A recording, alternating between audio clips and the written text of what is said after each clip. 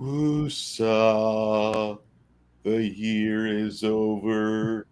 Woosah, the year is over. Fuck. Half of it. Half of it's in the can, and half it's in the crapper. Don't you guys enjoy the shithole that we are wading through right now? They're voting on a big, beautiful bill, so hopefully we'll have a temporary drop in our fucking expenses. Hopefully we can armbar the fucking Fed and get lower rates so we can start home ownership again in mass. Gen X, I'm looking at you. Generation Y, let's get to it. Come on. Uh, I'm in a good fucking mood, man. Yeah. I'm in a good fucking mood today. For some odd reason, my other camera just popped on. Okay, that's fine. I guess it means time that we're going to be doing miniatures today. All right, that works. Will it focus? Yes, it will focus. That's a good little That's camera. not bad. No, not bad at all. Need an angry ogre. You always want to have angry ogres. So, life is good. Um, my life is kind of getting better. My job's great. My boss and I get along well. Like I can't complain. Uh, everybody else, everything else, yee. You know that feeling? Oh yeah. Yeah, like my spot is good. The rest of this drama shit show, man, we're fucked. Y- y- Yeah. And I hate wording it like that, but it feels like that. It really does. Um, how's Kai been? How you've been decompressing, trying to get the gunk of work out of your head? Pretty much. I Yeah. mean, I haven't had a chance to do any like high concept thoughts or anything lately. So Don't worry. I worked over 50 hours this week, and I still wasn't able to get miniatures done until yesterday. Did get some finished. I've had this guy in the hopper for years. Oh, crafting's there. Crafting. Crafting, you have to fix your microphone, bud. Hello. There we hello. are. All right, we're not a complete shit show. Welcome, Crafting. How you doing today? Actually, pretty good. I mean, I was disappointed about the game, but I kind of have to. I don't like it, but I agree. I'm not running with half the group. I'm sorry. I said I don't like it, but I agree. Uh, I got Janet in Las Vegas. She's going to be in Las Vegas for a little bit. We got you and Nerdy where you need to be at home, Yep. and then I don't really have a choice on the rest of it. Yeah. After finding out Six Nations in the hospital, I ended up feeling like a bit like a bum because the last personal message I sent him was, "Where's my money, bitch?" Because I still haven't gotten the money from that computer yet. I was like, "Yeah, that was a nice thing to my last message to be, given what happened."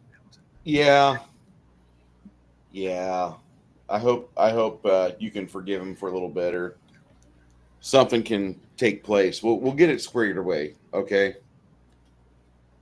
But he's kind of in the hospital right now. Kai, you ever have a friend that like goes Yeah. missing for a while, and Most when of you my friends. yeah, so you got your friend that's like completely out at the moment, and he's nobody knows where. Like really, nobody knows where. And when you start looking for him, like you're looking for death notices, obituaries, you start looking for like evidence that like either he's passed, and like it's the most macabre set of fucking thoughts you've got the entire time.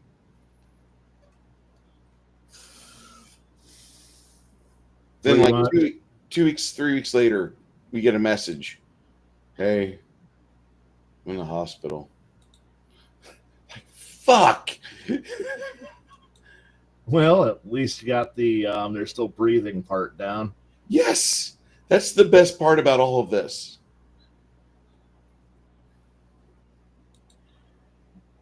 It's been a hell of a year, Kai. I know it has. It's not looking better. No.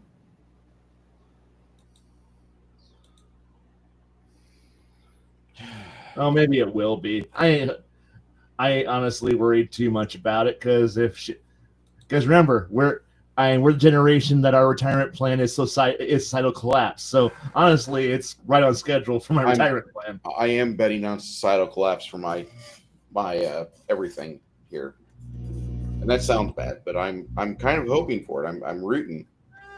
I'm actually since I'm in Peoria, I'm actually going for I'm hoping for nuclear exchange, so I'm out early. So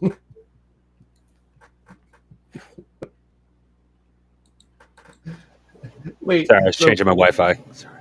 So wait, is that your retirement plan? Hoping for a nuclear bomb? Yes, I'm in Peoria. I'm guaranteed 3. So I mean, there's no point in running.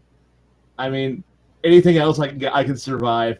I mean, I'm too close to downtown. There's no clearing the blast zone or the fallout zone. I live in a potential target area as well because we live where submarines are tested because we have the 7th deepest lake in the world, and there is a quote unquote secret base here. It is on the books as a shutdown base, and yet there is a hell of a lot of activity for a shutdown base. Oh, I guarantee it's black site. No. I literally have downstate. I am the largest hospital downstate of Chicago, like 3 miles away, and it's got an I forgot what level trauma center it is, but it's the one meant for fallout casualties treatment. So I ain't fucking worrying about it. It's one of those no, we're all right. When all those maps, I'm glad you live. When all the maps come out, and it's like here's a 100 here's a 100 warhead exchange. Here's a 500 warhead exchange. Here's a 2,000 warhead exchange. And every time it's like triangle, circle, black dot. Okay, yeah, I'm not. I don't give a shit. Everyone's like, aren't you afraid? No, I grew up in the Cold War. What the fuck do you want me to say? It'll be. You have movies like War Games to practice on, okay? Yeah. And it's just like nihilistic, whatever. If it happens, it happens. Well, aren't you worried about World War? No, I am not. He says, I got the whole staff to dress up in poo armor by eating a lot of fruit and salad. It made my stool green and triggered some protocol because of this disease. It's super contagious or something. That reminds me. Nice. That reminds me of the time where I read the Darwin Award, where they had a zookeeper go missing. And so they started going through the logs, and they found out he was scheduled to go take care of the elephants. And he checked out like 50 pounds worth of fruits and veggies. And the doctor had asked the zookeeper to give the elephant an enema. So when they got to the elephant's cage, there's like at the back end of it, there's like this giant pool of brown stuff, and there's an arm sticking up out of the poo, and that was how the guy died. Oof. Yeah. I'm sorry, Six Nations. I'm trying not to laugh at your malady that you've got there, but it's a bit much, man. Oh, great timing for this because I actually put a picture of my dinner in General Gilded, which is the biggest breakfast burrito I think I've ever had. Not seen, but had. We'll have to take him to the burritos as big as your head. La Bombas? They still got that there in Peoria? No, I'm not even sure anymore. It's sad. Oh wait, Nope. no yet. Yeah, it permanently closed a while ago. Everything permanently closed a while ago. Oh, come on, Six Nations. We're going to take you for Mexican food. It'll be great. Grab some toilet paper. Yeah, that closed a few years ago. No, I'm not surprised. Not surprised. I'm sorry that you're going through all this grief, dude. I'm happy you're alive, though. God, I'm so happy you're fucking alive, and I can make jokes about like bad poo, and the doctors are getting in the hazmat gear now. Yeah. Dustin Hoffman has entered the chat in hazmat gear, and he's got a marker. He's got a laser pointer. I don't know why.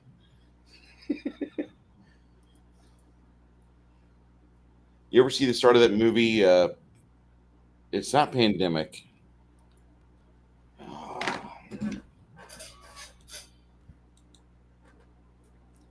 Of course, my brain farts when I start to recall something. And you know the name of this? And then here's me. No, I No. don't.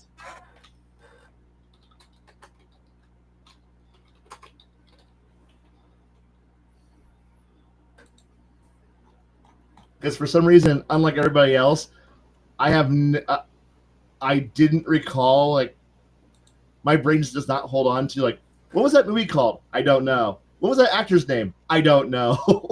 Why? I have other things to remember. Yeah, stupid movie book facts. It's called Outbreak from 1995, and it's got Dustin Hoffman, Rene Russo, and Morgan Freeman in it. It focuses on a spot in Africa called Zaire, and there's like this Ebola-like virus that's there, and they start off and they got the scientists wandering around the camp where all the people are dying. They got the death camp is ready, and they say, we'll get you out of here tomorrow. The next day, the doctor's just kind of looking around, and he hears something, and he sees the plane come out of the clouds, and the bay doors open, and it just bombs the entire place. And that's the start of Outbreak. They're like, nope, we got to cleanse this shit with fire.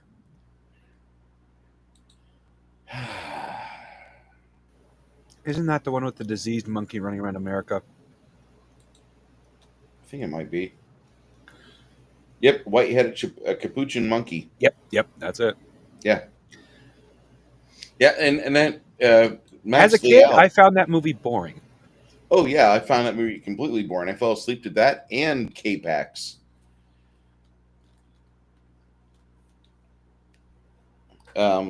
I watched that movie, and I fell asleep during that. The monkey was interesting. That was about it. But so far, is our hobby completely raised, or are we able to say we've got a hobby left? There's still a hobby. It's just the simple fact that I think it's fundamentally changing in a degree that most people are not comfortable with or able to really accept. That there's more people still like.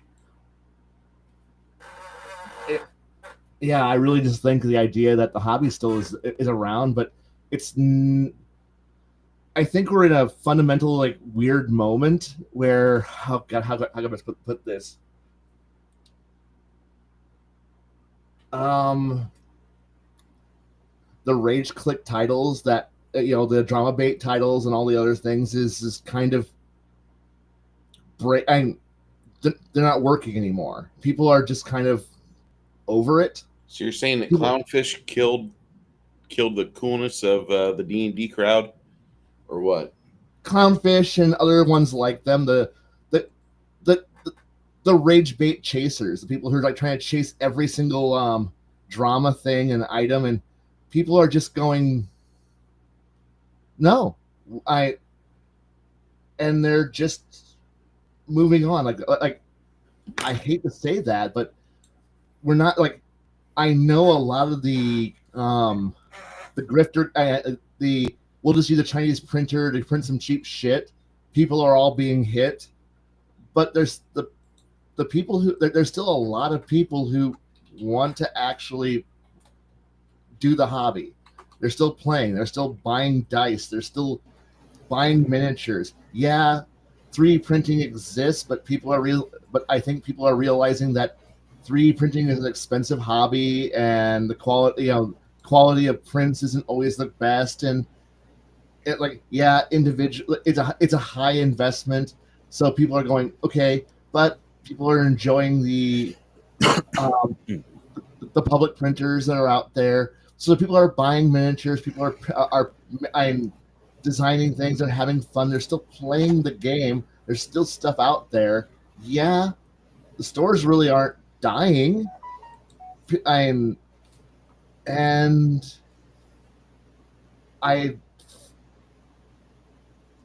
you really scream about the idea that we're not going to you're right. It is we have a hobby with the industry. And the thing is people are like, well, what's going to happen if the industry crashes? We go back to the way we were always doing this in the past.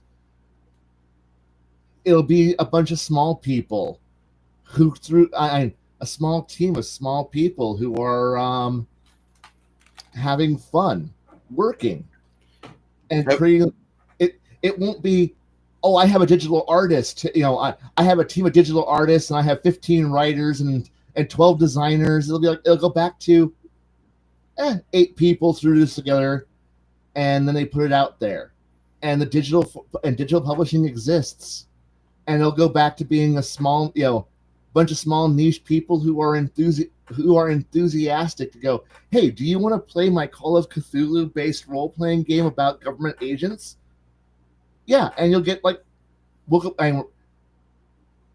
oh no, you can't make a living off of being a YouTube grifter about D&D anymore because no one who gives a shit. It's now about, hey, can you make something interesting? And are you interesting? And D&D still has momentum, but no one gives a shit anymore. No one, I'm sorry to say, but the OSR crowd kind of died out.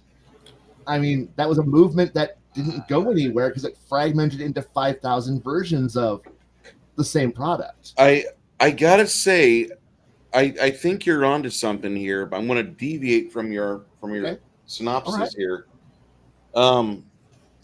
I think the hobby is going to be very much alive.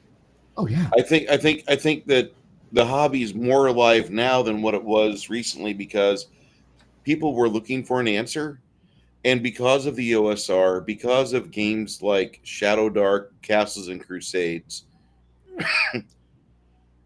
because of small studios like mom and pop 1-2 man jobs, even like games like Men, which are kind of a joke title in of itself, but they're still more serious than what I feel Wizards has been with their own license in the past few years.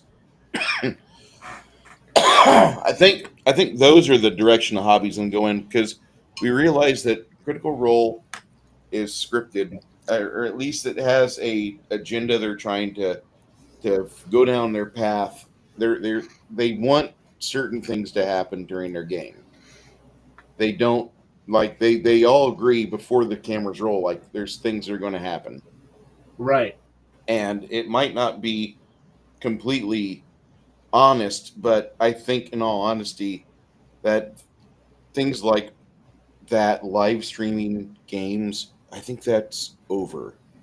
Even though I have a channel that features 2 campaigns that do that, I think the live stream fad has been murdered. I think it's over. I think that a smart DM would just take that behind the scenes and maybe he'd talk about games on a stream like what we're doing now. But I don't think that most people want to watch 6 hours of people doing paperwork and shuffling. Because if you watch the Pathfinder game, I'm waiting for a player to What are you going to do? And he's looking at his goddamn character sheet instead of being in the moment. Whereas most OSR games are live in the moment. Don't worry about the character sheet because your character sheet's not your character. You are your character. And you have all of these different flavors of the same ice cream. And I think everybody's decided we want to go towards that industry wise because that's what's being bought right now. You got Shadow Dark selling like crazy, Castles and Crusade sells like crazy. You've got other games like OSE, which is the best, I would say, organized version of the basic game, and then you've got 50 varieties of the basic game out there.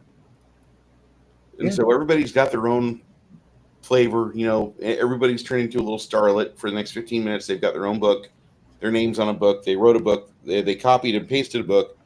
We're no better than Paizo when they copy and pasted 3.5 to Pathfinder. Oh, yeah. But we're kind of going away from the big crunchy games, and there's still a segment of us that want big crunchy. There's still a lot of us that love that, but the majority of the market movement is going to OSR, and it's going to stay like that for a few years.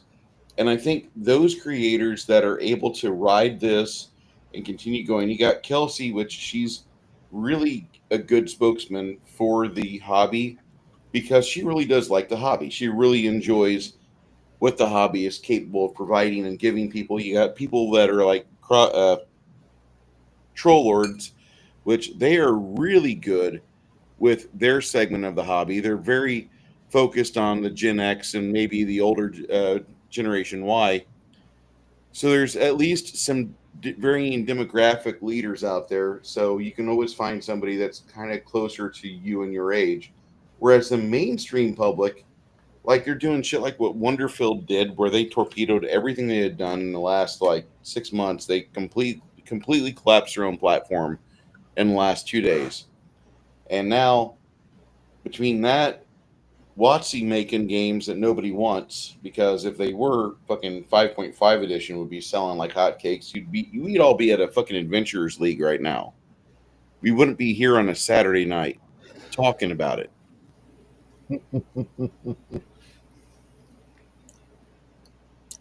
It would be more popular. It would have more sex appeal. That's all there is to it. And the big names have lost their inertia. The small companies have got inertia. And I am honestly, I haven't looked I haven't been looking too closely at it, but you had the recent release of Daggerheart, which is the Critical Role RPG, which they also just recently had the lead designers for 5e jump ship and joined their crew. Yep. And that's kind of going. And when you look at what they've managed to put out, which is honestly a single, they've managed to like digest down exactly what D&D is down to generic fantasy RPG down to, can you put it on one character sheet? Yes. Okay. That's two. One sheet back and front.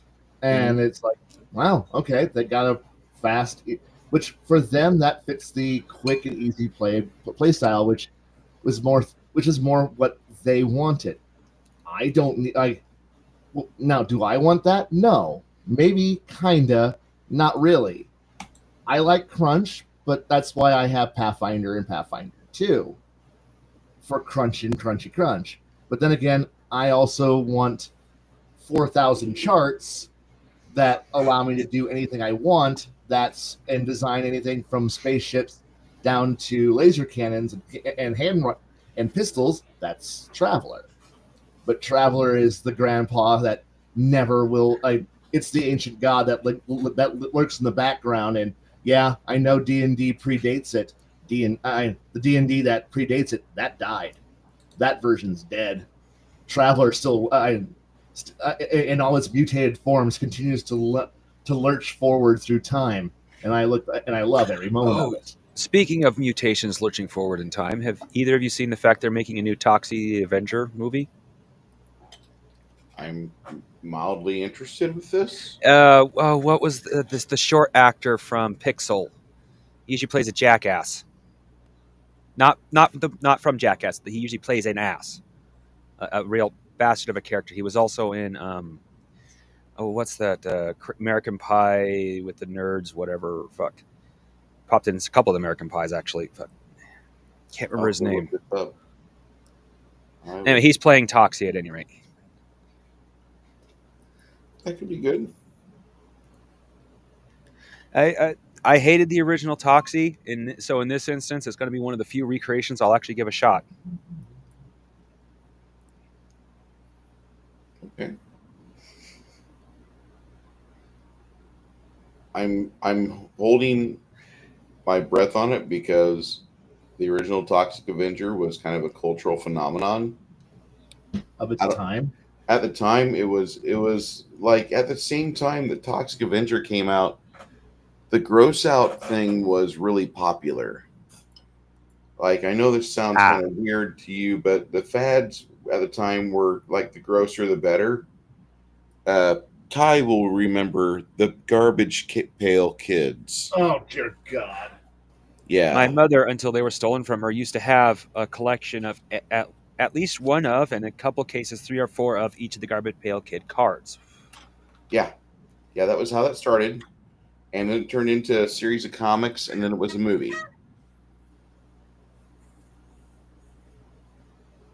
It just, at the time, we were going through a transition between the clean and sleek 80s with, Ronaldus Magnus, and we were going into the brave new 90s where, like, people were not afraid of things. We now had a name for the strange disease killing all the gay people. We had a way to combat climate change. We were doing everything we could to save the whales. We had Star Trek 4. We were very full of ourselves. Yeah. And then there was another group of a counterculture group of people who didn't want clean sci-fi. They didn't want dystopian smooth lines of Mobius drawings of an alien spaceship from 1979. They wanted a dark and gritty cyberpunk future as much as possible. And so the best way to do that was to just start the human occupied landfill living now. And that was the start of the grunge movement, I feel, about 1988. Garbage Pail Kids was getting popular in 89, if I remember right. Yeah, it hit around a certain period, and I was just like, I didn't really, I don't know, I didn't like that just gross out for no reason, hyper grossness style. That just didn't appeal to me. But then again, I think I didn't want that low budget B-rate looking, Mad Comics. Like, it doesn't take much to take something that's popular and you like it and people like it and then make a gross version of it and go, hey, we're gonna sell this shit. And I don't know why that was. It didn't fit. It doesn't appeal to me. But then again, I kind of wanted more of the, hey, could we have done more with the 80s cyberpunk Blade Runner aesthetic, which I wish we would have done more with that just dingy, miserable, industrial sci-fi. I wanted more aliens. I wanted more Blade Runner. And instead we got Battle of the Planets and low-end trash, which is great. It's fantastic, but there's a reason we kind of things as hey, look, it's in films, and I admit I like canon films, but I realize that they are trash. Yeah, utter complete trash. And hey there, Hungar. Hungar, how you doing, sir? I'm actually wearing one of your shirts. No surprise today. And I need to actually get around to spending some money on some clothing, and when I do, I actually need to buy some Hungar shirts. One of my nice shirts from Le Hungar collection. Of course, some other shirts I wouldn't mind buying come from Squidmore. They got some really cool designs. I like Squidmart too. However, I know Hungar. Well, if you notice, I said Hungar first. Yes.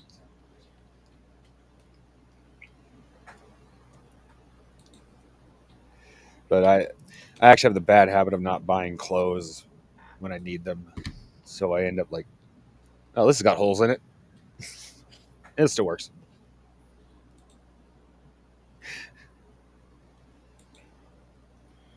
If you want to know more about these type of t-shirts, if you like seeing your favorite Frazetta given a Hungar makeover, there you go.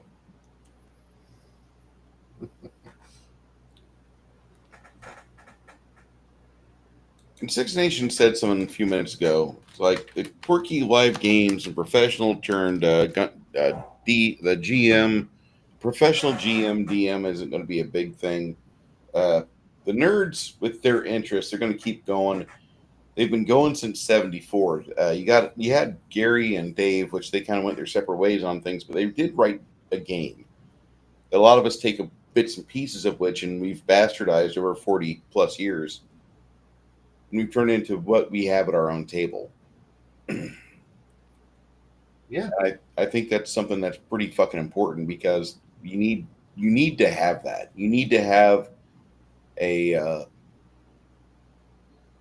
game that suits your style of play. And if you don't, and you're unhappy with how you're playing, fix it. Kai's not going to play at your table unless you have charts. He'll be there for one session or two, but if you can't hold his attention, if the complexity doesn't grab him, he's not going to get into it. I'm not. What?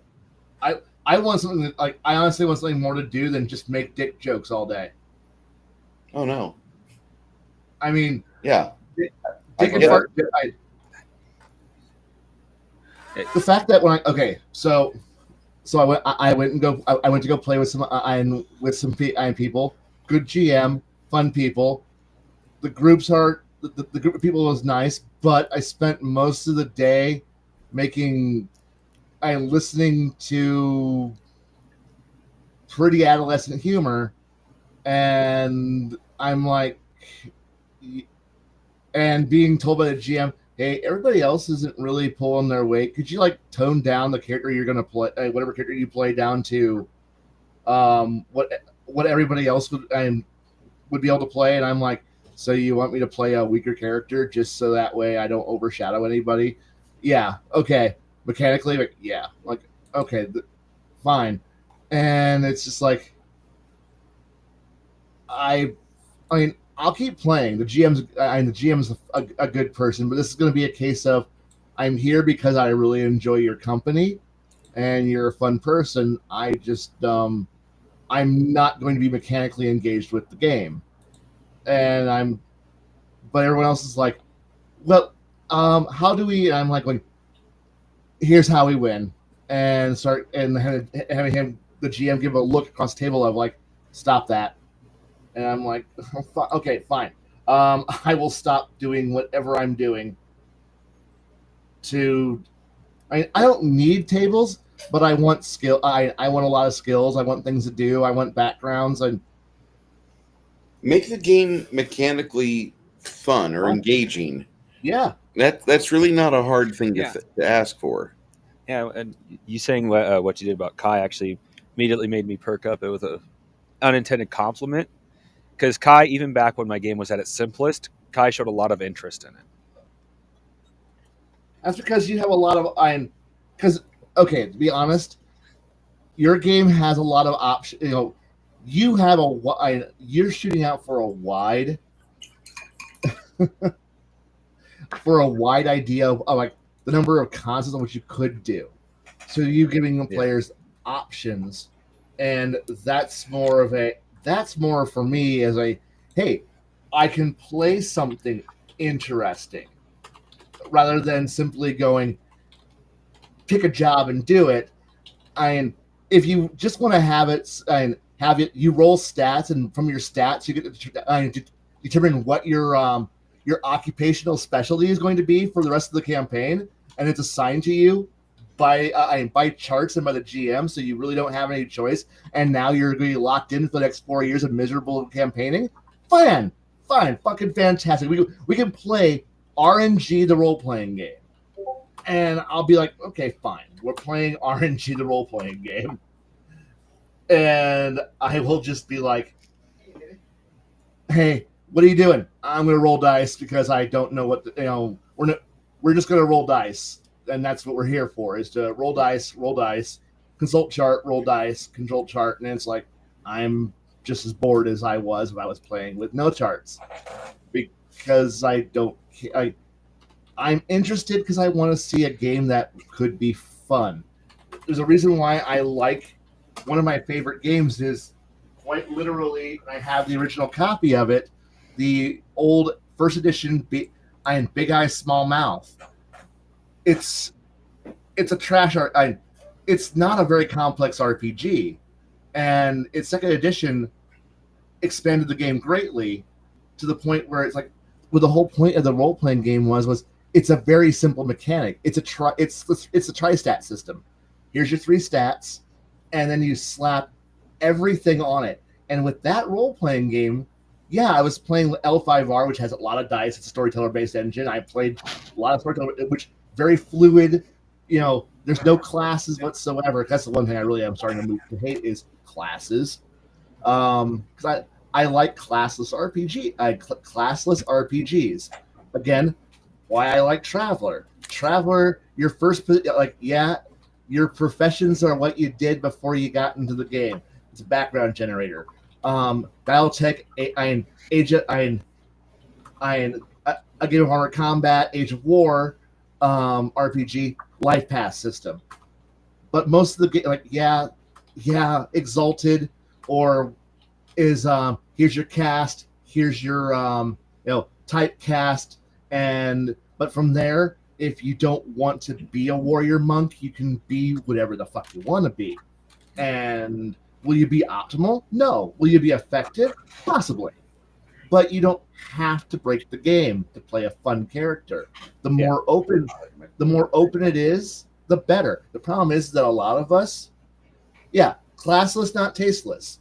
But the classless thing here, a lot of the older style RPGs, which are where everyone starts but no one stays, and that's kind of where I have my problem with the OSR and with the D&D crowd, is that people start there and then never leave it, never go anywhere else. And I know this is where the infamous thing of there are other RPGs, and please play them, but most of them are crap RPGs, and a lot of them are shitty RPGs. I'll be the first. I've played enough of them. I'm not a Mr. Welch's level of I've played everything under the sun, but I'm not somebody who's only played 4 games. I know what I like. Yeah, I would like to say I'm a Palladium player, but I'm not anymore. Because, again, you're stuck in... Because I got tired of playing a game where everyone is an acrobatic martial arts combat boxer who also does accounting. Yeah. So what are you? I'm a wizard who also is an acrobat boxer martial artist. Okay? What are you? I'm a juiced up dog boy who is also an acrobat boxer combat martial artist. Okay. Yeah. I'm a dog boy, but I know boxing and I do Pilates. Yeah, and I'm also an acrobat, and I can also do other shit. Oh, okay, so you stat. And I can calculate the square root of pi on just one finger. Yeah, cool. That's your one ability you have also. Hey, what are you? I'm a wizard who can also do martial arts, boxing, and acrobatics. And here's me. When I cast teleport, I have to figure out the rotation of the Earth around the sun and our trip through the galaxy. So, Well, first Yeah. you have to have a teleport of any significance. That's one of the things I hate about teleport in Palladium. That's true. But it's like, but that was what playing Rifts was like. It's like, so who are you? I'm blah, who can also do this, because that's what it's a combat game that you strap a bunch of cool shit on, a bunch of other things to do onto, because that's and so whatever class you were, it doesn't matter what it was. It's like, okay, cool. I know there's other ways of playing it. There's better ways of playing it, but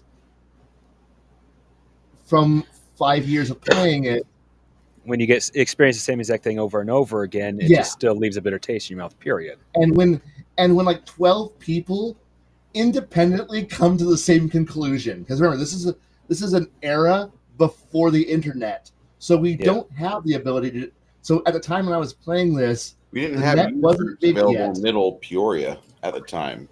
Yeah, it's like we had dial-up, and there was some primitive internet going on, and some message board stuff going on. So the only people who are generating characters, so the only books we have are the books in front of us, and yet 12 different people all come to the same exact conclusion, independent of each other. And then when I went to Chicago to go play with those people, I'm encountering more people, and now this is an entirely different environment. I am no longer in Central Illinois. I'm now in Chicago, near Games Plus in Mount Prospect. So I'm up there, and the people have come to the exact same conclusion. So when you have multiple independent groups who've all come to the same independent conclusion, you realize maybe there's an optimal way to playing this game, and everyone innately goes straight to it. And at that point, it takes away a lot of the why the fuck are we doing this? Yeah. Well, and you're right. I'm just a cook who's also a Navy SEAL black belt, black belt arm breaker. Yeah. I want to play Steven Seagal, but I want to be a fat white person. So you want to sit in a chair and then beat people up from your chair? From my chair. From your chair. I want to beat people up from my chair. And Dale Dye is going to give me my mission briefing. Yes. Yeah, I'll admit I actually have classes in my game, but one of the things I tried to avoid was the optimum. Like everyone's going to have the same exact skills, even though it's kind of a skill low game. I think I'm going to add more to it though, because skill sets are nice, but I question, do I have enough of them to begin with? But I also tried to set it up that if you wanted to, you could be you could be more than just your class. It's kind of hard to do. It's a little expensive in points.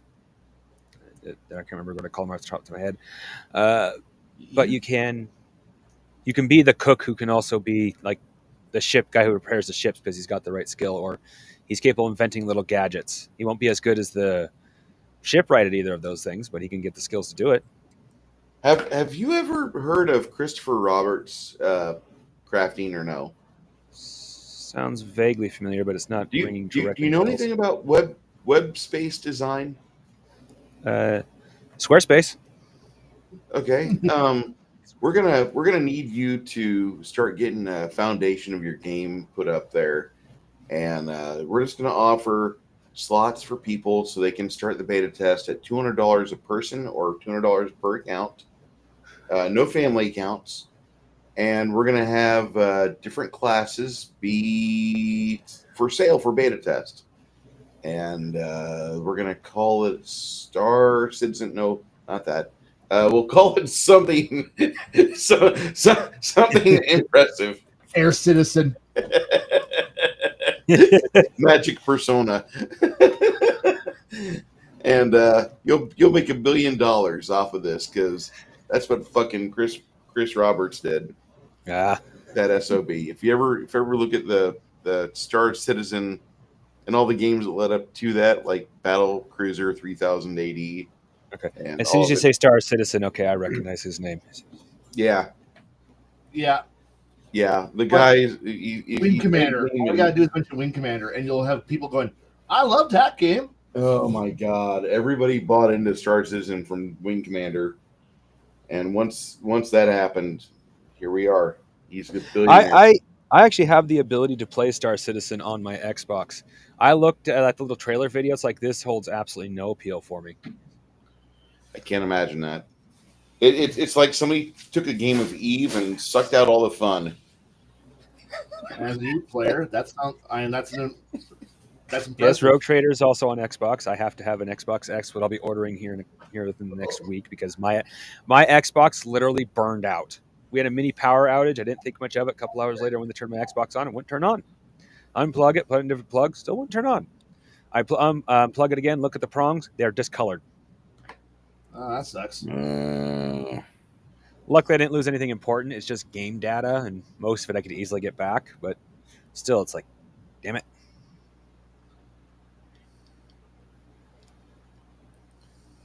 I think the only game I'm going to regret losing would crap. Doom. It's like it's an old 64 game. It's a pain in the Conquer. ass. Oh no, I've played a defeated Conquer before. It was a game I had never defeated. Banjo Superman 64. No, Banjo Kazooie. Oh, okay. You can get that back.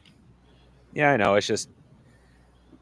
Do you have any idea how difficult the controls are on a Xbox controller?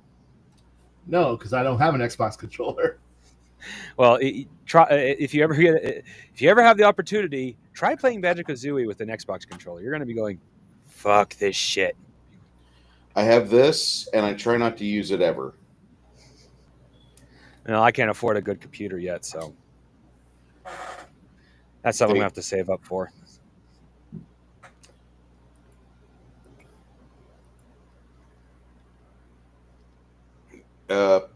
Tax season's not far away. Yeah. And $500 should get you right now. The current tech we're at, a game rig where you could at least have a 4060 NVIDIA chip card in your graphics slot. I don't even need a capture card, and I've got a 4060. Nice. I can play games and do. It's a very much all-in-one card. So, and you can play Doom at 60 frames a second with it, dude. Nice. Doom. Sorry. I am impressed with how things are in the indie sphere, like what we were talking about earlier. Mm-hmm.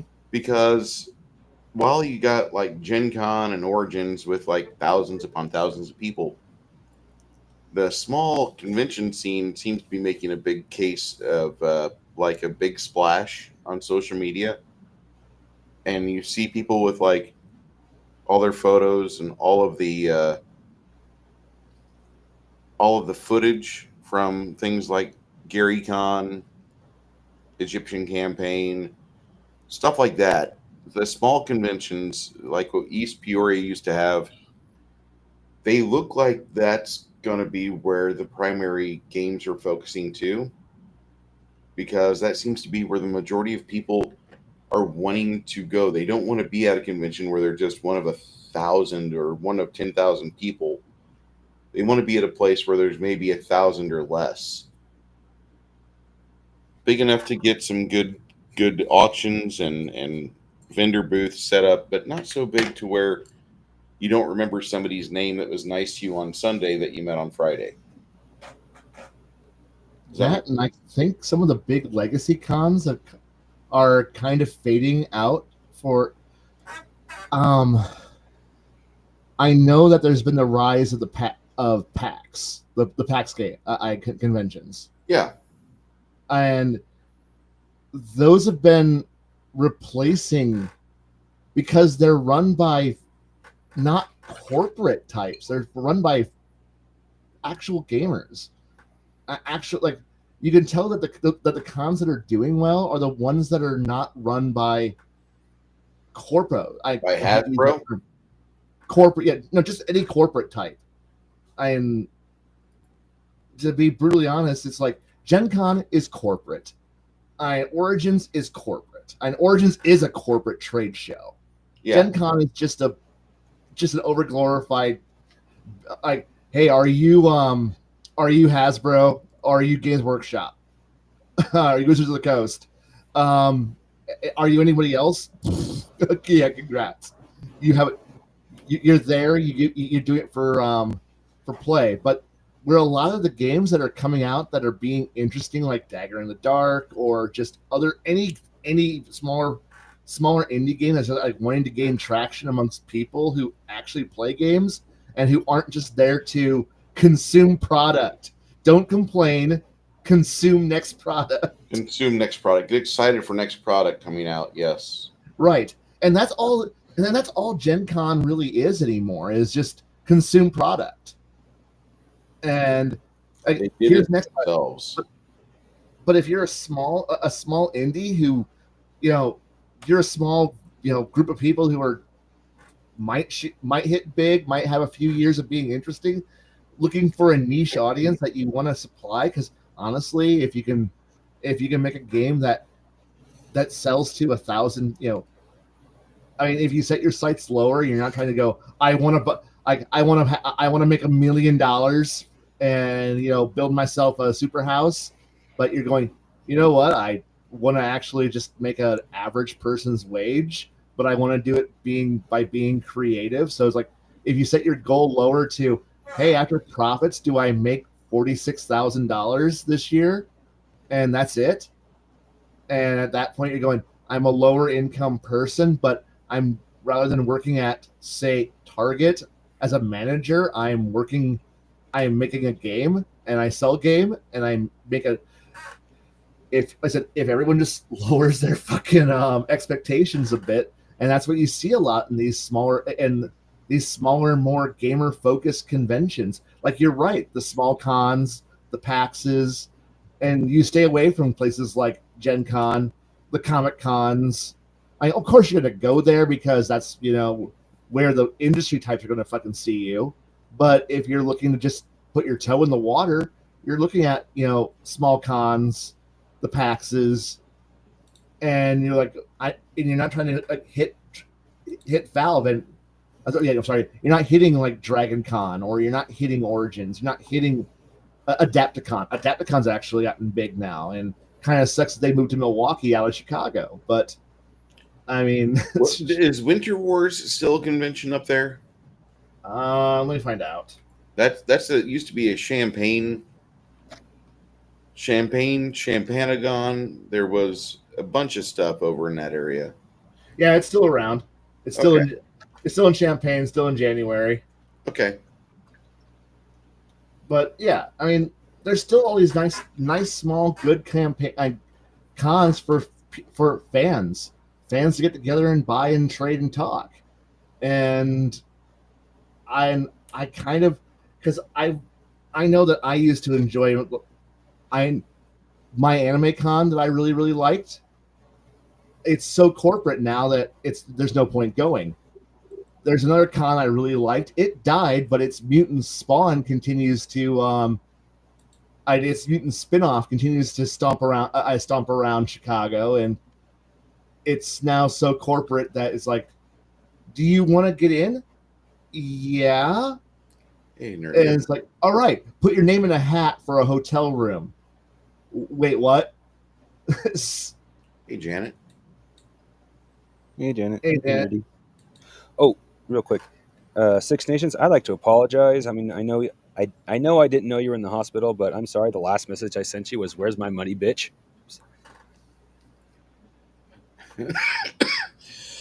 I didn't put it those exact words, but that's basically what I said. Nobody knew he was in this situation, so I don't think we're going to get too upset. But I know. It's like, damn, that was what I said. That was the message I sent him when he was in the hospital. I feel like an ass now. I found this really cool little screensaver music thing And I'm going to just grab the share link so I can share it in the chat. This is kind of cool. It's kind of got a Vangelis feel to it, if you like Vangelis. I love Vangelis. I never had a relationship with that person, but I'm going to miss having an opportunity to listen to anything new by them. Yeah. Nation says it's all right, bro. No harm, no foul. But they've got a really neat cyber-ish thing going on with this video. I think some of you guys might dig that. CanCon.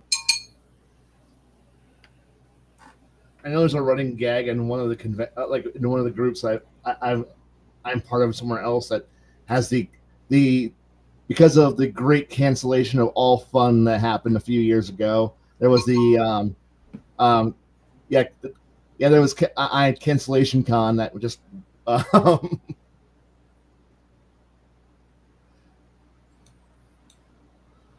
just and we're like, hey, we're no longer in lockdown. Is cancellation con on is cancellation con's been canceled? We're like, no, we're here forever.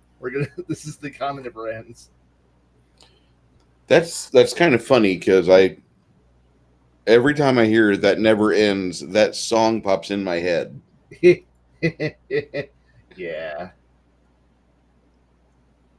Nerdy, I wanted to play today. I only had 2 of you available. I'm sorry, sir. I owe it to you guys. I want you all to be together whenever I put you through hell.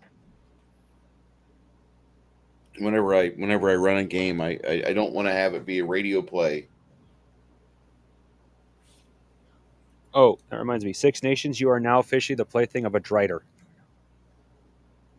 Ooh. Actually, I don't know that for a fact, but I couldn't help myself because we have no idea where you ended up. Well, you got knocked off a ledge by a fucking direwolf. Into a deep chasm when we were already underground, not that far from the Underdark. Well, that just means something more fun can happen later. Where have you been? Oh, there's a story. Can you tell that story? Yeah. No. It'd be like that time where we're watching Darkness Rising, and the bard is there, and they're like, "What do you know about this?" And the bard's like, "I don't know." And from off screen, he's given a little yellow sticky note. Roll bardic knowledge. Oh shit. And I do know quite a lot about that.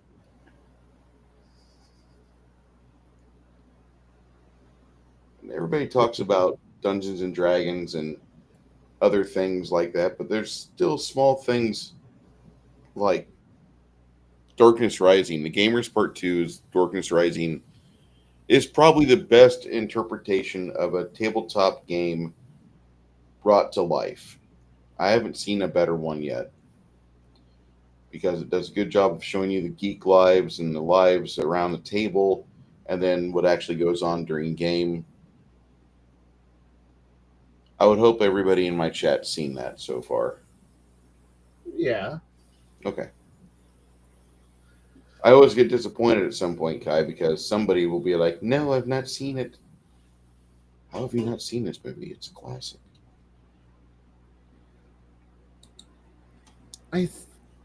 I think the one problem I had, I like Darkness Rising, but man, it highlights just how dysfunctional we really are as a community and hobbies. Like, this is the best we've got, guys, or at least this is where we are aspiring for. And they're like, fuck. Are we happy that this is the pinnacle of our this here is the pinnacle of our hobby? Gamers 2 and Monty Python and the Holy Grail is where that's where we stopped. You know, it's hard to do a movie review on the Holy Hand Grenade on the fucking Holy Grail. It's so hard to do a movie review on that because it's been out for over 50 years and you've seen it 200 times. You trying to interpret the movie to somebody like you just saw it for the first time, you are lying to yourself. And then whenever you try to explain that to like a young kid or something, like this movie is hard to explain, child. I guess I just have to show it to you.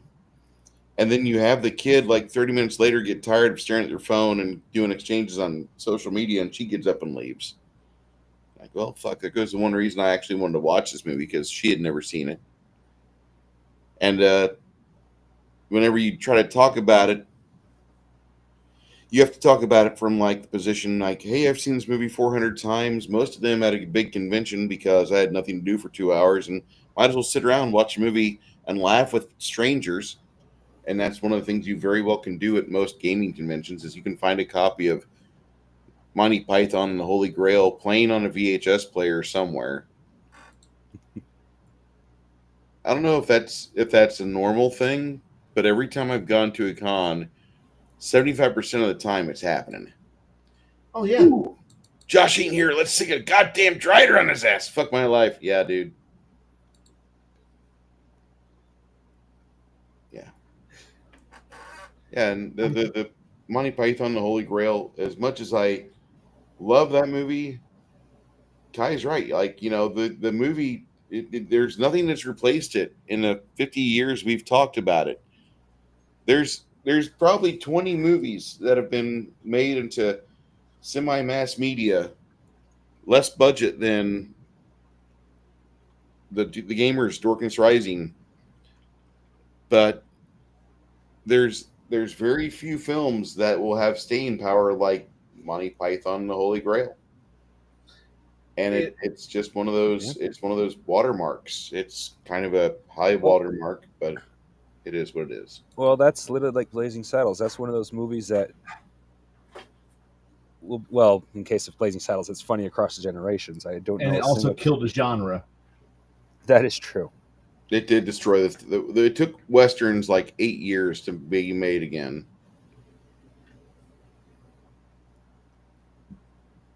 But I also could. I can also look at the fact that, yeah, we had the sword and sandal stuff. The Italian fantasy things, and we also had our barbarian era of movies where everything was just wanting to be Conan the Barbarian. And Hollywood fantasy never really kind of recovered from that era. We really haven't had a good one since. We've had some historical. We don't really have fantasy and a good fantasy, and we wouldn't see one until Game of Thrones shat the bed, and now everything's Game of Thrones. And then I look at. So the only places you really see fantasy done anywhere is in animation, but the West shit the bed with that one too, and TSR fucked over. Yeah, Princess Bride is its own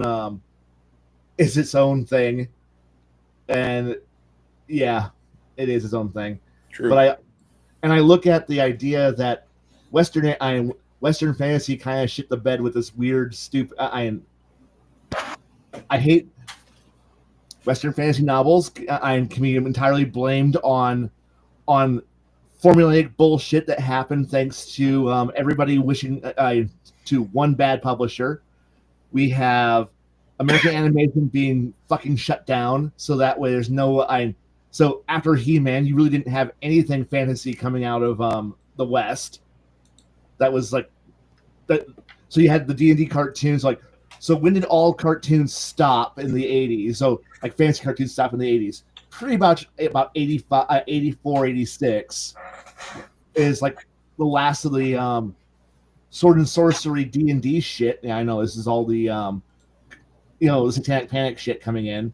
And then the one good era the one place where D&D and where D&D was taking hold, and anime could have fucking done everything. TSR tells the people who published something super popular and then told them, and who were like, we like Beckme. This is what, can we publish our setting under the Beckme license official? And then TSR goes, fuck you, no. And then they're like, okay, then we're just going to write our own fantasy role-playing game for Japan only. And then and then an entire genre of anime, which is now dominating everything that comes out of Asia. And is now, so whenever anybody wants to go, hey, I want to play a cool character that does neat shit, and they, since we're no longer, since, we in the kids watch that shit. So all the light novels, all the anime, all the manga that they're reading, kind of like how we all read our American comic books when we were younger.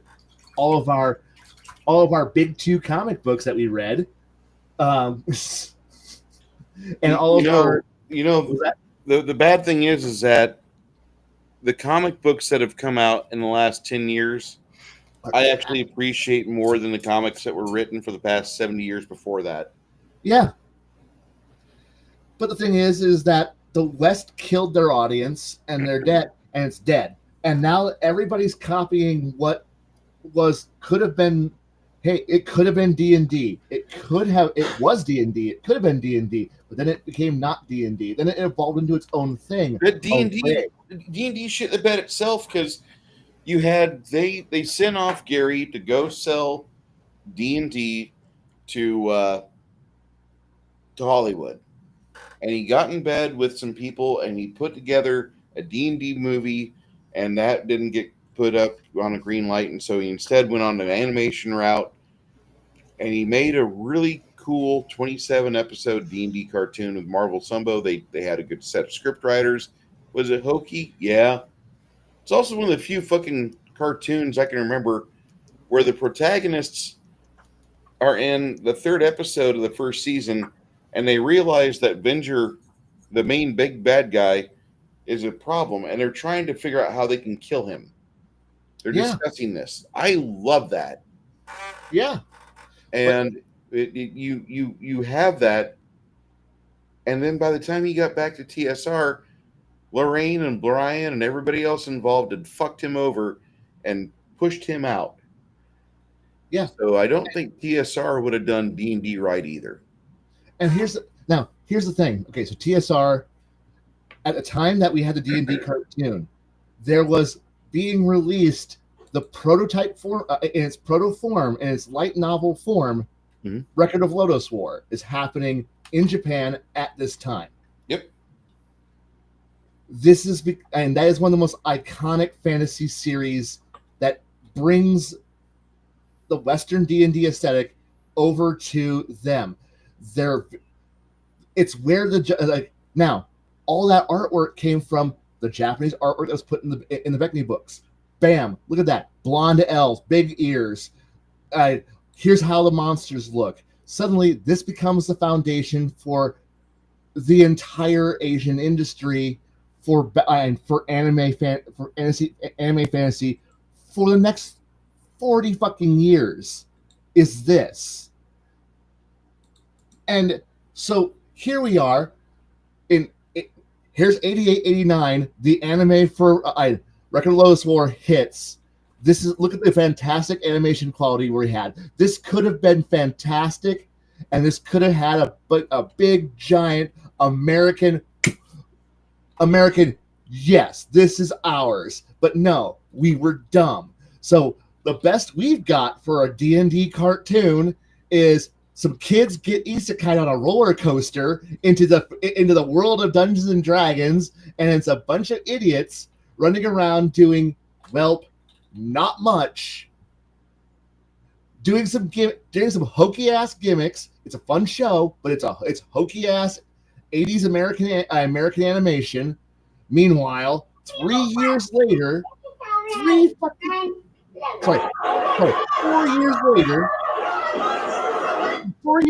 we've got epic knights, giant dragons, wars between mages, wars between multiple kingdoms, and it's a serious anime that runs. And I'm like, what the fuck were we thinking? We let this entire industry slip through our fingers for what? Absolutely nothing. And now here we are, decades later, watching a bunch of Western people trying to chase after the much more successful knockoff brand who figured out how to tell our stories better, present it better, market it better, and Hasbro, WotC, and everything else is like, and then it's funny watching people go, I don't want any of that anime bullshit in my stuff, and I'm like going, but that's what people want. In fact, that anime bullshit you hate wished at one time that they were you. But you told them no, so they went over there and built their own stuff, but better, with blackjack and hookers. Yeah. And then your little shit show went out of business, was bought out, fucked itself over, rebuilt itself, fucked it over itself again, rebuilt itself, fucked it over itself again. And here we are, a fragmented, broken community scattered to 25 directions, trying to cobble together fragments of our childhood to put together and go, this was once something I liked. It's still good. Meanwhile, you have a mutant inbred chihuahua with eyeballs bigger than his skull going, I have a lung failure and I want to die. And that's where we're at.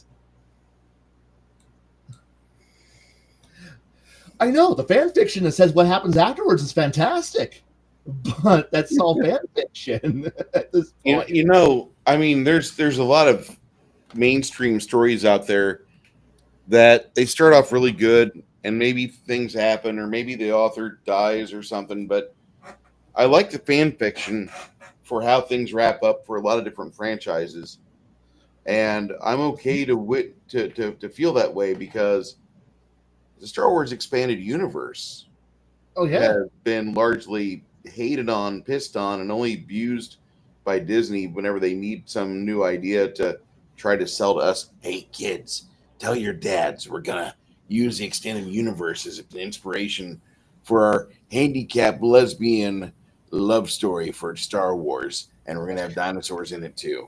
But we're going to borrow all the storyline plot points from the fucking EU. No, it's a little more like, well, I forgot what book it is, but it's a little more like the story of the elf raping the troll, the ugly child that was born afterwards. Now, except mind you, the troll is in this instance the roles are reversed because Disney is a troll in this story. Right. Now, the fun. Yeah, I know, but the thing is that we're horribly fractured, and I will at least go. While there are some people who are the I'm going to call them dimwits, the people who need to have magic force wizards and everything for it to be Star Wars. Because why would you watch Star Wars if everybody wasn't a Jedi? And then there's the sudden realization that, wait, you mean we can tell a story with no force users, no magic shit, no connections to anybody else, and tell a ridiculously good story? And then the director and writers both go, we're done. We're not doing any more of this. And now Disney is sitting here going, oh, fuck. People might actually expect quality from us now. I'm talking about Andor Season 2.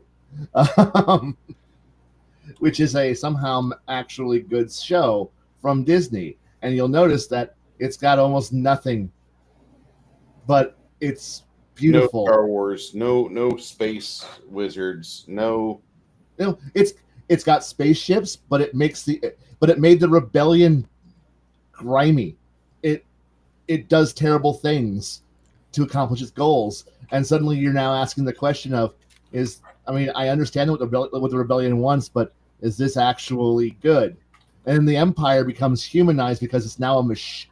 It's now a machine, and I don't care. It's not just simply one evil guy in a robe, in a bathrobe, laughing maniacally, or one guy in an armored suit being evil. It's now no. It's just a machine. It's an uncaring machine, and it uses and disposes of people. And suddenly, this is an actual good story that makes you think. And this is an actually interesting tale being told.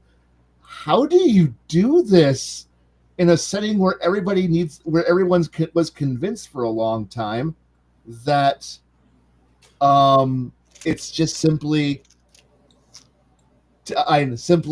guys in hobo robes running at each other, depending on which flavor of hobo you are. Are you an evil hobo, black robes, and are you a good hobo, brown robes? And then you run at each other and go, I have my alignment stick that tells me if I'm good or bad. Are you some form of warm color or some form of cool color? Are you a blue or are you a red? Well, what if I'm orange? That's a red. What if I'm green? That's a blue. What if I'm purple? You're Samuel L. Jackson and you're blue. And you're a good guy. And then everybody has like 4,000 different versions of, well, mine's a special duper, mine's a special super secret, secret badass, custom Jedi.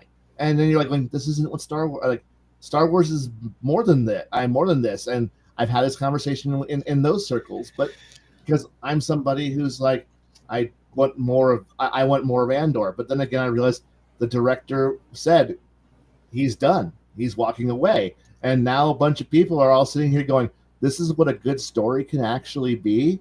And now you're going to leave it to all the other writers and directors to suddenly go, oh shit, how do we film on location, use real props, and make writing with people who are actually humans that you can actually understand.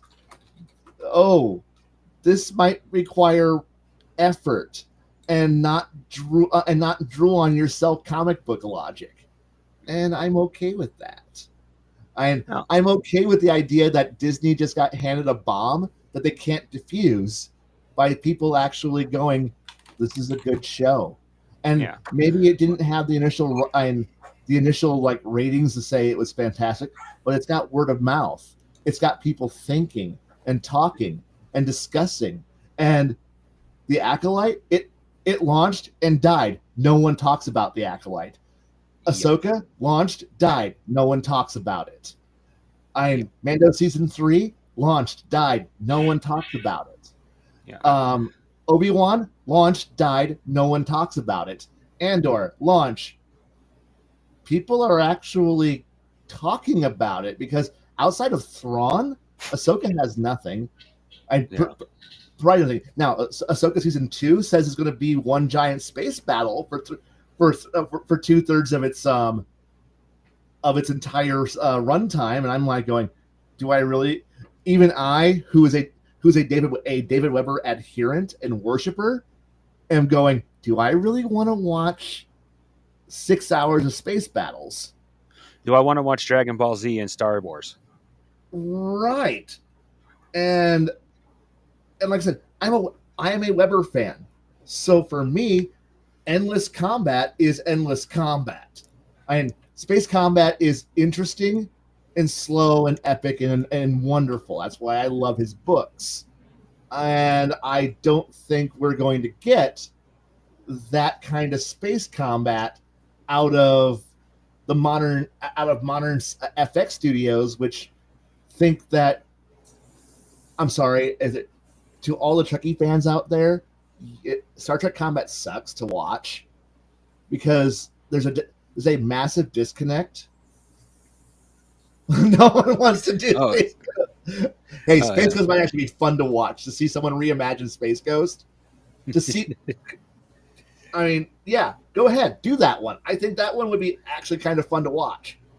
But I'm at that point where I'm so used to Trek combat being Trek and Star Wars combat, and I hate dealing with Trekkie fans because I get to hear stupid stuff like, "Oh, we have infinite range" and all this other shit, and then you watch someone walk within quite literally, probably somebody could put their head out the window and fire an AR-15 at the other spaceship. Uh-huh. Well, there's a lot. My problem with Trek combat is it suffers a lot from their weapons are usable at the speed of plot, or the ability of plot, I should say. So if they want a close-in battle, it's going to be a close-in battle. If they want to, if it's going to be a close-in battle, their torpedoes can only fire 5 meters. If they want a distance battle, hey, all of a sudden their torpedoes have infinite distance. Here's the thing. Remember, I'm a major nerd. I like this stuff. I have all the tech manuals. I like the setting Bibles. The problem here is that the people who write it don't read the setting Bibles. The FX studios don't do it. And they always give, but it's like there's a grand total, I think, of one episode where you get to see space combat being depicted at the ranges it's supposed to be depicted at. And that's I forgot what ship it is, but it's the one where the captain of the one Nebula class cruiser goes crazy and wants to go after the Cardassians, and you get to see combat happening slowly on a computer screen, and it's like, okay, weapon envelope, and then you watch the little symbols go into the right, and it's like, okay, hey, they're firing. You wait a few seconds, impact, ship destroyed. Now, I've seen people try to render out what Star Trek combat would actually look like if it was actually being done at a realistic range. But the thing here is, blip over here, and you have a little blip over here, and there'd be lasers. It happens so fast that it's like flip, and a bunch of little streaks happened, and that would have been it. Now, see, I can at least I hate the fact that we have to have some kind of weird disconnect between, but the FX studios can't do this and that and this and whatever. We have justification for why it happens. Or you can just say, hey, weapon ranges are short.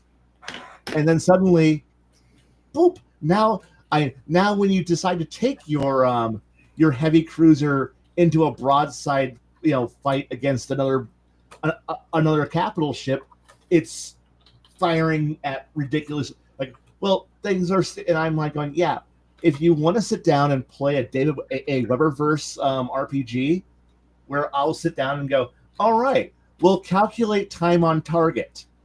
So, all right, we're firing at this range at this many G's of acceleration.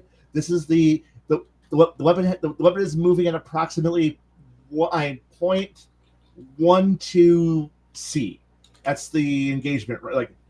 So I forgot what some of the math came out to. It's like 0.2, 0.3 C is the speed of some of the missiles in one of the series.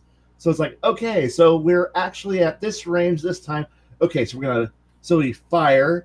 There's now a 10-second window for the 0.3 C missile to cross the distance between launch vessel and target.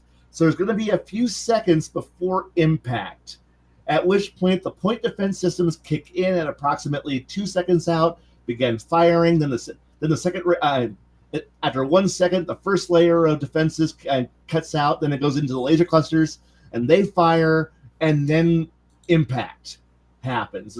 So if you want to depict that kind of combat, I am totally okay with that. Whereas nobody's firing any kind of direct fire weaponry until they've decided to enter into half a light second range. And I'm okay if we want to play that level of D&D, that level of space combat, because that's, for me, that's Starfire, and that's playing Starfire, and that's playing Honor Harrington. I like that kind of stuff. But I know that can't be rendered. But I hate when I watch Star Wars fans, which are about as zealous as D&D fans in my brain. Sorry, and try to defend their shit, and then it's like shut the fuck up. I could pull out the tech manual just like you, but I could pull out the tech manual and start doing the math. You're not willing to pull out the tech manual and do the math. You just want to think that you're fantastic without doing the fucking math. Yeah, and in Star Wars, some of the movies they do would pull the ships apart. Actually, that one's explained by different physics in that universe has different physics, and they also explain that one off as there's actually inertia sumps that also, because of the rate of acceleration to go from standing still to transatmosphere, to as fast as they accelerate and decel, there's some major inertia dampeners that are happening in those things. Technological space magic, got it. Right, but then again, it's the exact same things happening in Trek. They have illogical space magic too. Yeah, that is true. I mean, as much as I love the idea of replicators, it's like, no, really, make anything out of one material. Now, actually, here's the thing about replicators too. Here's a problem we have with replicators. The amount of heat that if you start figuring out how much what they're actually doing, and the amount of heat being generated by those things is to produce what they're doing as fast as they do is actually impossible. By physics, impossible. So they developed some way to shunt, and I love how everything in Trek can be magically waved off by going, we just shunt it off into subspace, or we shunt it off to another dimension. At which point, at this point, it's woo-woo magical Doctor Who shit. It's it's the same thing when you're playing Travelers. How does the grab plate work? It works. That's how the grab plate works. Mm-hmm. It functions. And so you have a magical but do you want to start going into the deeper implications of what the possibilities of economics might be for that? No, because the economics of Star Trek might suddenly start showing the idea that the world might not be as space as space. What is it? Futuristic space communism. I forgot what it is. Yeah. The full term for it. It might not be as space commie as you want it to be, and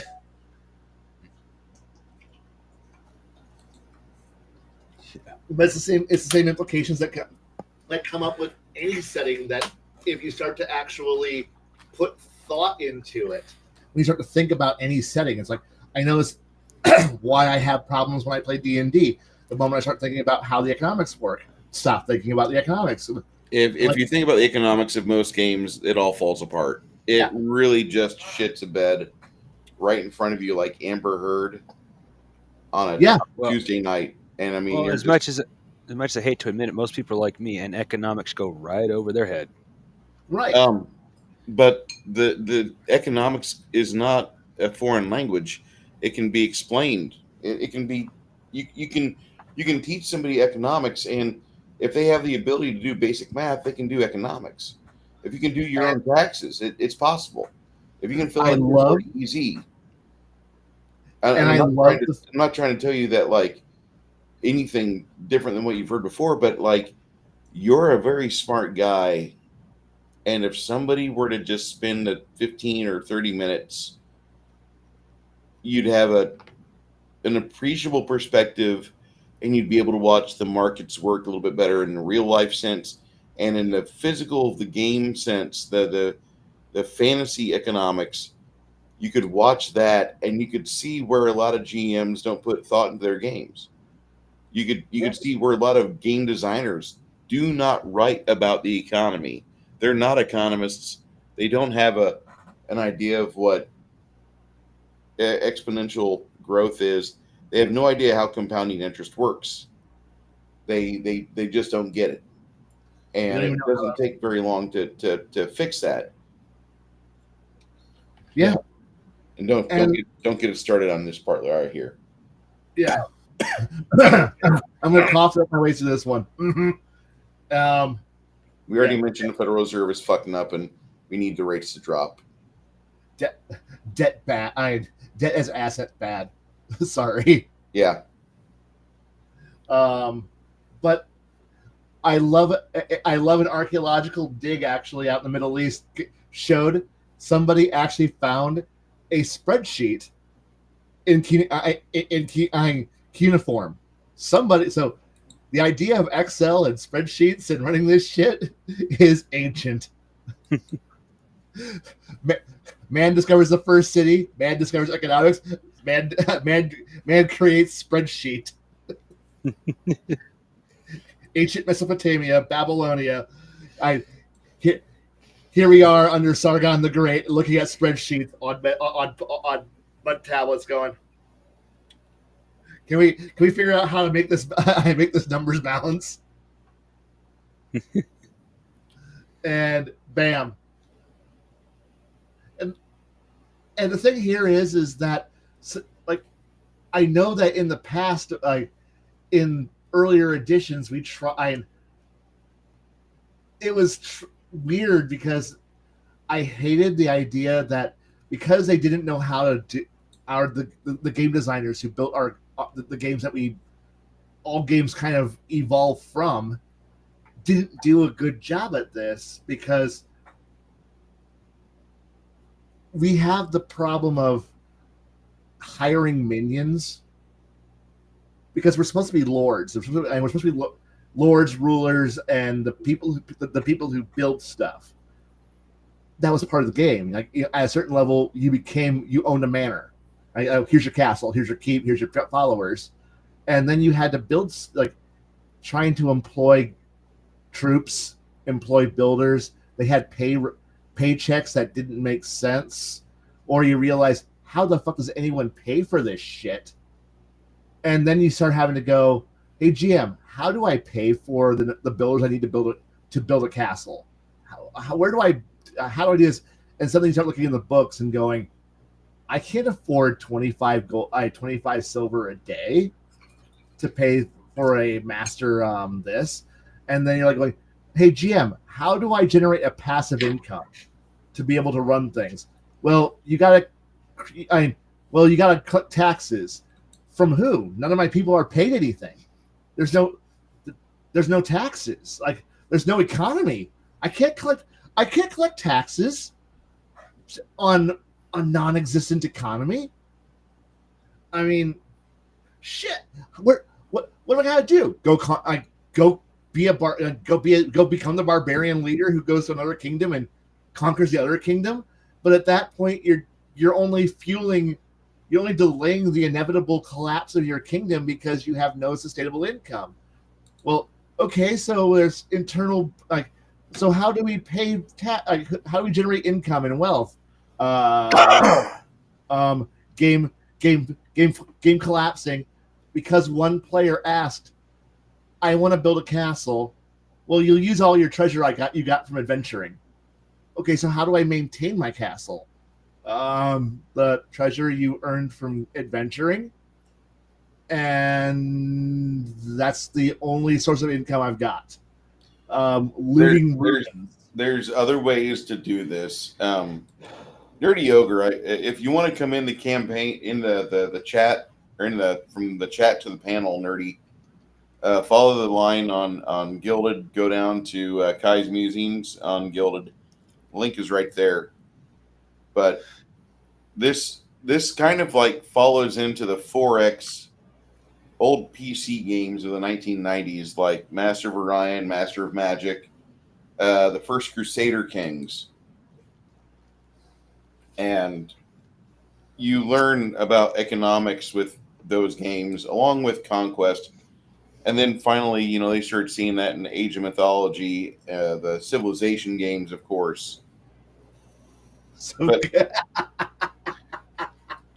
Glass beads are the way of the future. Glass beads are definitely the way of the future. Some dude in the 15th century. Yeah. But then we still had coinage, and I know this is just. Go ahead. I know this is me on the way I think about it, because of the fact that I've had my players ask me these questions, and then I've had to figure out how to find solutions to this. Yeah, I know I can just say money appears. I'm the GM. I can just say shit just happens. There's nothing that says I can't say shit happens, but I kind of want to have more than just shit happens. Yeah. And You want it to actually make sense, not just, oh, all these peasants show up with like 1,000 gold in their pockets each. Kai, did you see a book appear in your Gilded, by the way, or Discord? yeah, Organic Cities. Yes. Yeah. Did you see it? Have you Yeah, looked it at was it? actually pretty cool. Okay.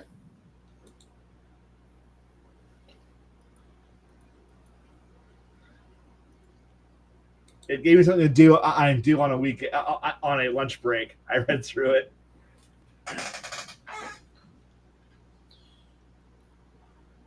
Would it?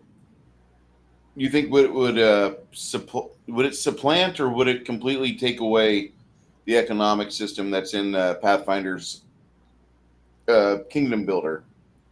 I think I would want to run it at least once to see how it to see how it cracks. You know, to see where it would actually do better. I can see where it can do better, but I just need to be able to put it once through the ringer just to see where the cracks are and where I gotta go. No, but no, Like welcome our I did read through it. It was a cool book.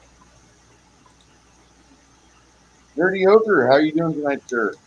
Doing good. How are y'all doing? Pretty good. Can't complain. We're gonna live.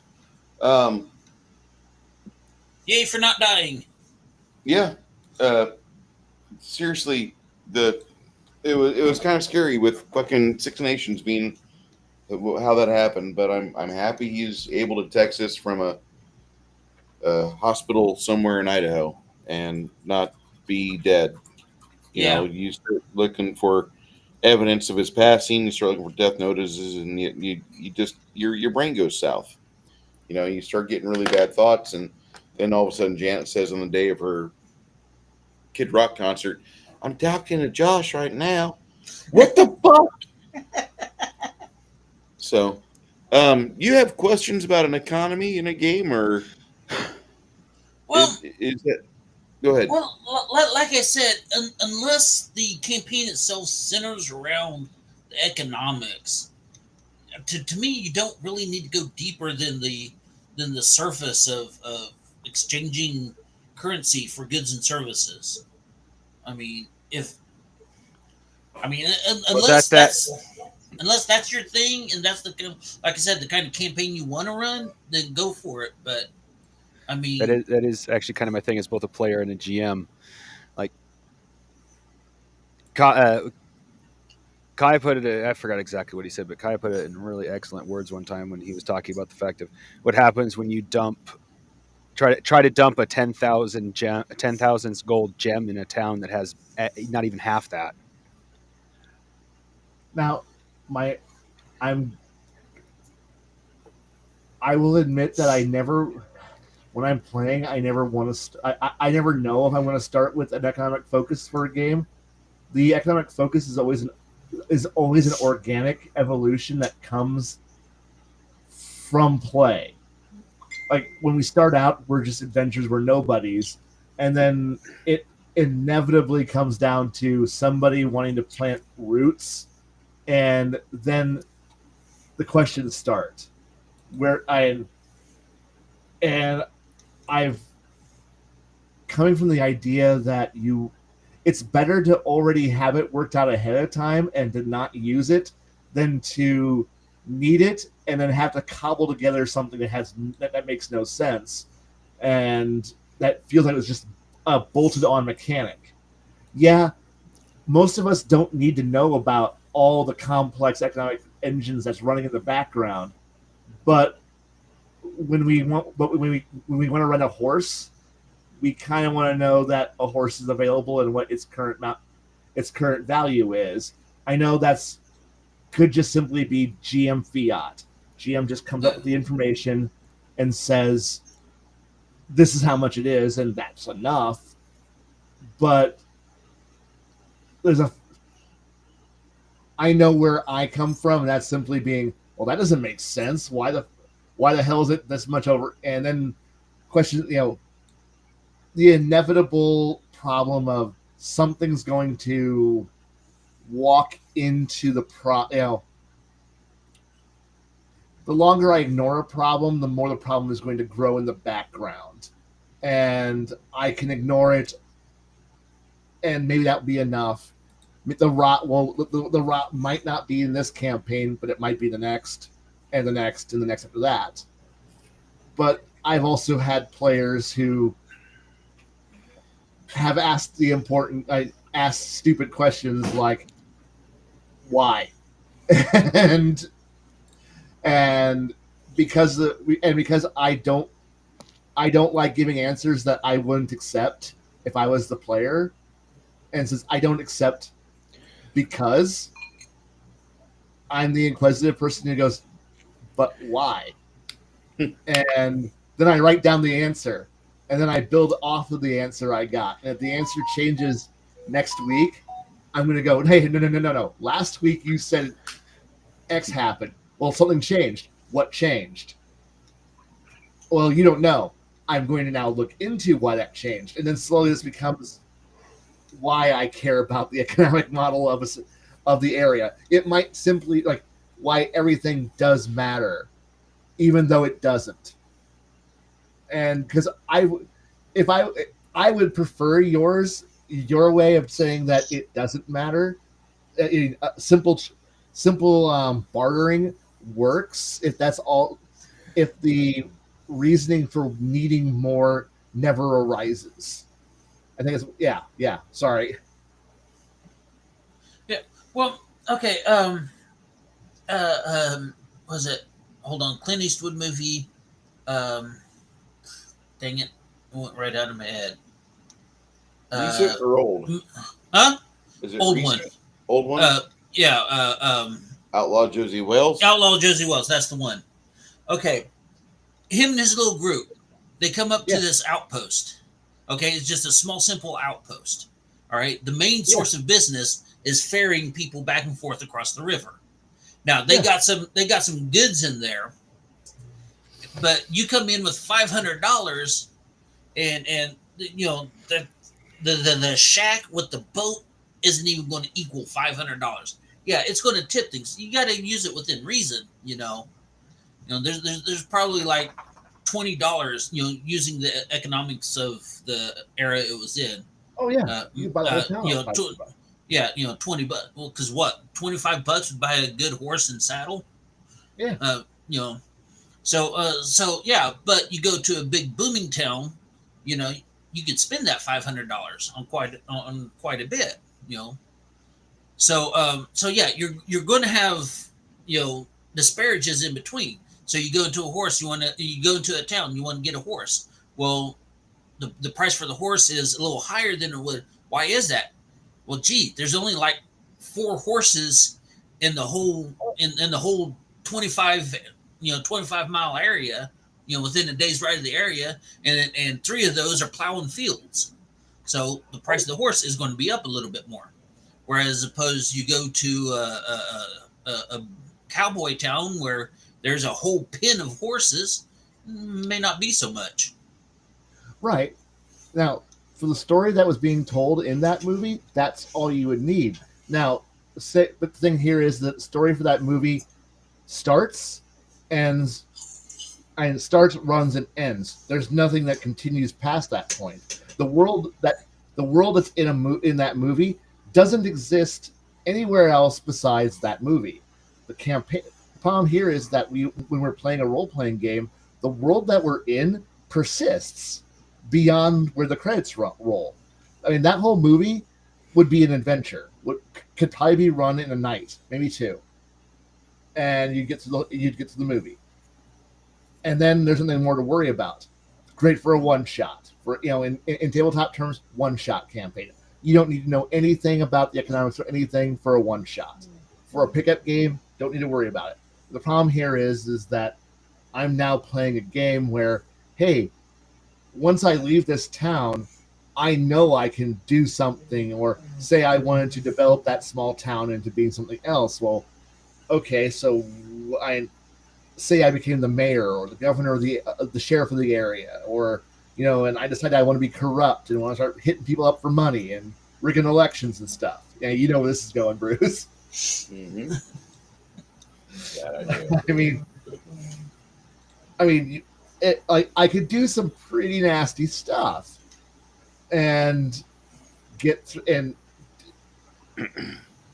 I could, but starting to figure out like, well, what if I start wanting to figure out where the railroad is in the area, or hey, how much would it cost me to bring a telegraph, paid for a telegraph line to get brought in?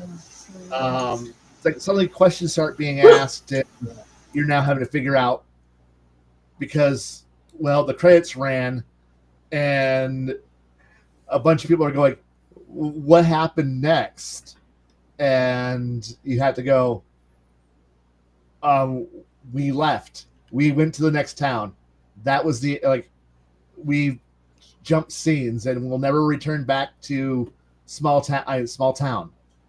And that's doable, but eventually, unless you're going to do Monster of the Week, Planet of the Week, Town of the Week, where at that point it's a serialized show. Does it really matter what level we are? The moment we start asking for a plot to start linking into it, you have to start do like you would almost need to find an excuse or a reason to not let players stop, catch their breath, and think. Because I know the economics thing is an annoying aspect, because economics, logistics, and transportation is a long-term problem solving. You're looking down the road and trying to figure out how you're going to do something. D&D and most role-playing games are very short-term. The problem here is today, and we're being chased by a monster, and if we don't keep moving, the problem is going to get worse. If it's a war thing or another thing, and just the general problem of we don't have time to go, hey, if I invest my money in to solve a problem in 10 years, that's not a problem because we're not going to be playing the campaign for 10 years unless we are. But some of us are. But the thing is that we have this disconnect between game we're playing now, so we're detached from the characters, playing the characters in the game setting, or are you embracing the mentality of somebody who's actually living in the world at the time? So the player, so unless you have a nihilistic, oh shit, the moment the door drops, we're going to all get shot. I don't care. I'm not going to get through today. Push through the adventure to the next thing, and the next thing, and the next thing, and maybe I get to go home at the end.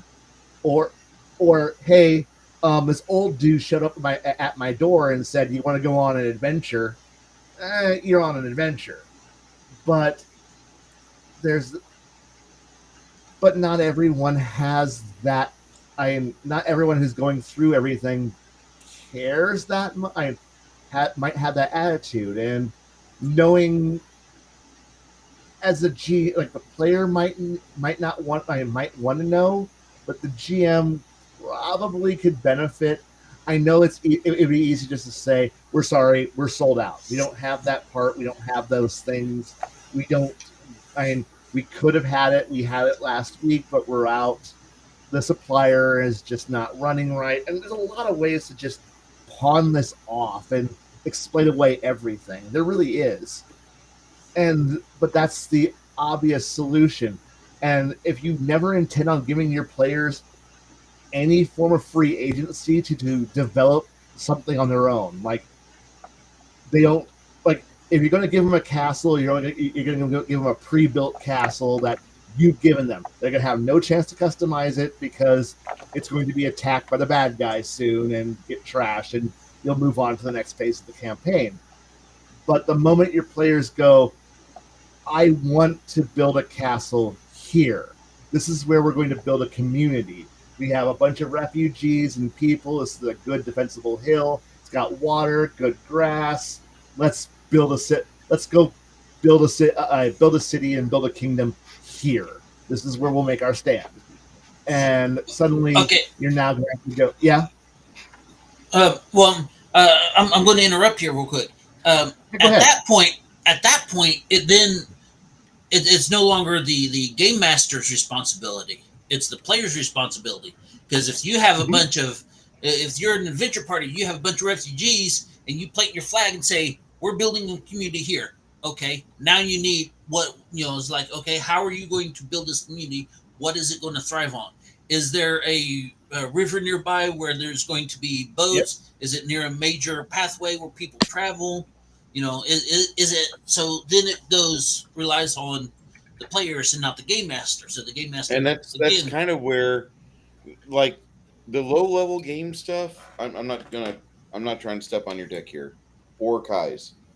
The low level game, typically it isn't about like building a fort or getting a store set up. It's just getting to the point where you can lay down safely and wake up safely. And that's kind of like the main thing you want to do in the first part of a campaign. In the second part of a game, a lot of other games out there, including basic D&D for the Rules Cyclopedia, Castles from AD&D Second Edition, Stronghold Builders Guidebook, all sorts of stuff like that. They do focus on how to build a keep and how to keep it going and how much money you need to spend every month, etc. Bill from Frog God Games succinctly puts it best: give the players a castle, and they will be forced to adventure for gold every month, just to keep it up, just to be able to be within code, just to be able to have a facility to come back to, because it falls apart very easily. And that's just how castles were back in the day. I mean, they were always having to have high taxes. There's a reason why England had 40% taxes on all their gentry and peasantry, because shit was not built to last. It was engineered to fail. Now, if you want to build a castle with dwarves, it'll probably have less maintenance requirements as time goes on. It will eventually crumble apart. But the basis for a lot of games, nerdy, is to have a game to where at some point you get out of the dungeon and your character is responsible for other smaller characters getting trained to go into dungeons and do stuff, and you're there moving political pieces on a chessboard, trying to get more land and trying to have better trade agreements and trying to do that. And that's a focus in a lot of games. Axe is a good example of that. Adventure, Conquer, King system.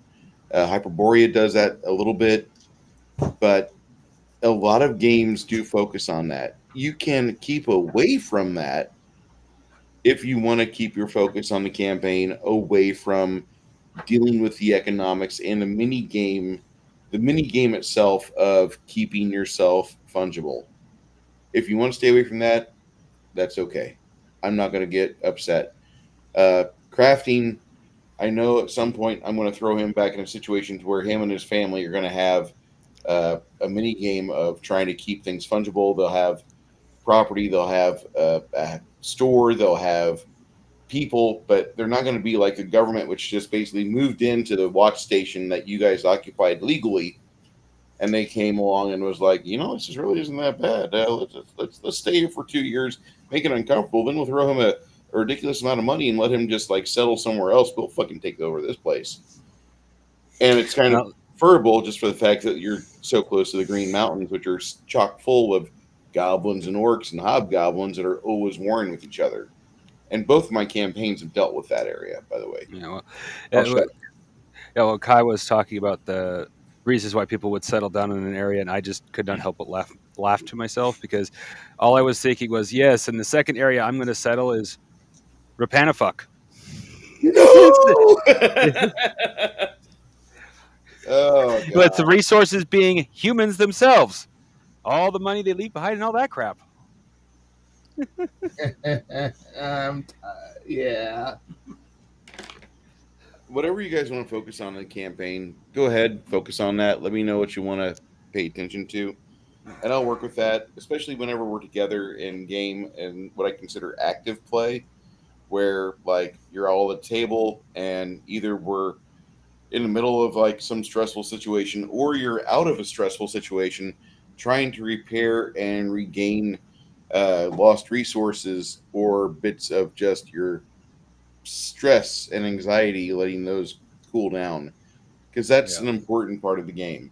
The maintenance portion of the game is something that I think does need to be paid attention to, but I want the players to feel like they are something special. And there might also be things going on outside of a dungeon that require your attention. Like at some point, I'm going to, like, hey, guess what, barbarian? You've got strong seed. Sylvia's pregnant.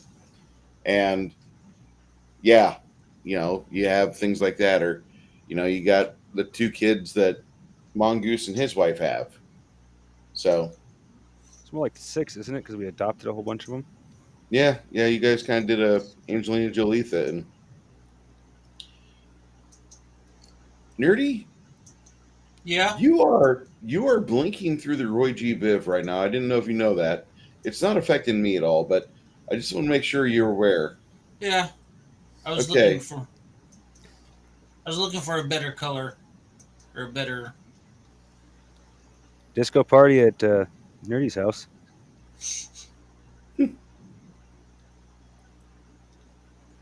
drive through Yeah. East San Antonio. Look for the house with the multicolored windows. That's where Nerdy lives. Make sure you take dog treats. His dogs are big. Make sure you're nice to the dogs. Um, I I like the I'm. idea of an economic mini game for the players. It doesn't have to be a main focus. It can be something that you and one of the players do in the background, uh, session by session, for like maybe an hour or so. That's kind of fun. But it does kind of give like an extra layer of complexity to the game, but also makes it a little bit more real because being able to have such a little game embedded in the campaign that you're playing, it does kind of make it feel more alive, especially if there's exterior focus things going on. Like there's a war in the area, so like wood's going to be more expensive, metal's going to be super expensive, finding help, shelter, etc., super expensive. And then once the war is over, you kind of have like a potential Marshall Plan situation where the government tries to come in in their efforts to try to fix things, they destabilize the economy by flooding it with so much fucking fake money that now you need a wheelbarrow to get a loaf of bread. Like, fuck. I do want that level of at least narrative immersion to where this is what's going on in the background.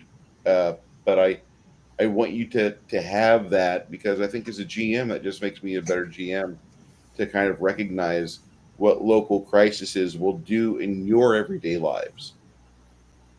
Oh yeah.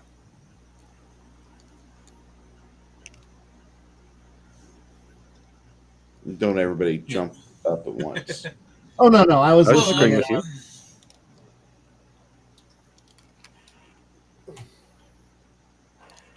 Sorry, my throat was dry. So You've got a Fat Electrician T-shirt on.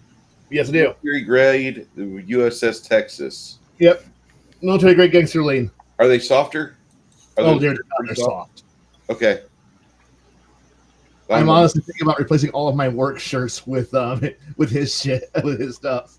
His tank tops are amazing. I'll just say that. Like, it's my favorite tank top, and I don't have a lot of tank tops, but that thing is so soft. And they've got bunker branding on the other side of town from where I can't. Nerdy lives, and I so can't wear tank tops. I feel like the cartoon fat guy you always see in a tank top. The guy that goes just to scratch his belly and goes. Bleh. I can't bring myself to wear them. if I didn't watch the uh, Fat Bastard in those movies so much, if I didn't watch him and enjoy those movies so damned much, I wouldn't laugh. But dude, Thanks. You've just triggered that thought. Crafting. Sorry. I got stapled in my stomach, and now my throat looks like a vagina.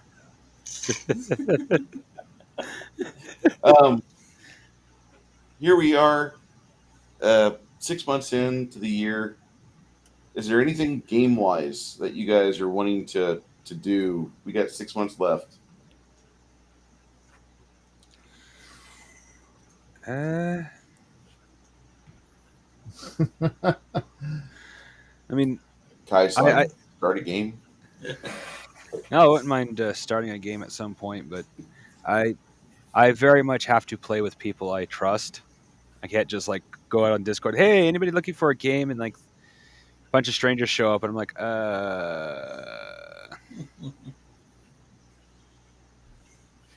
You know, one of the funny things is that you guys, all three of you, I know Legion of Myth has like a huge contingent of people that do a lot of Palladium play. Yeah. A lot. I think it might be one of the biggest centers of Palladium fandom right there. I honestly believe that is turning into the epicenter of Palladium joy is the Legion of Myth guys. So I think you guys should probably, if you're wanting to run the Palladium or Palladium-like game, like that would be good. My buddy Chris, I know he's getting ready to start something up here pretty soon, but he's got like 10 people that are slotted for it. I don't think they'll be able to have more than 8. wow. But he's wanting to get that. My ear trumpet says, "Hey, Nerdy Ogre." Hey, my ear trumpet. How's it going? We're going to be trying to get some people, like, with that being the epicenter of Palladium playing. The reason why I say that is that they talk to Kevin Zambada 4 to 6 times a year. I don't know of any other podcast where he goes out and talks to them so regularly. Kevin is the guy that created Palladium. So I would think you guys would want to just fucking all hell the great Zambita. Just super network through that. And I'm serious, like within the next 4 months, you guys could have your roster full, because he gets a lot of people that like Zambada. And there's no necessary reason why that if there's so many fans of Palladium that can make time for a Sunday show, like I'm willing to bet these guys can figure out a campaign day. Well, here's the thing for me, Bruce. It is actually more coincidence than anything that I am part of your game. I am actually very antisocial. Not because I want to be, but because I was raised so not around people. I get extreme anxiety when around new people, unless I can just ignore them. So I have to connect with the person somewhat before I could even consider them for a game. Okay. Yeah. The games I play are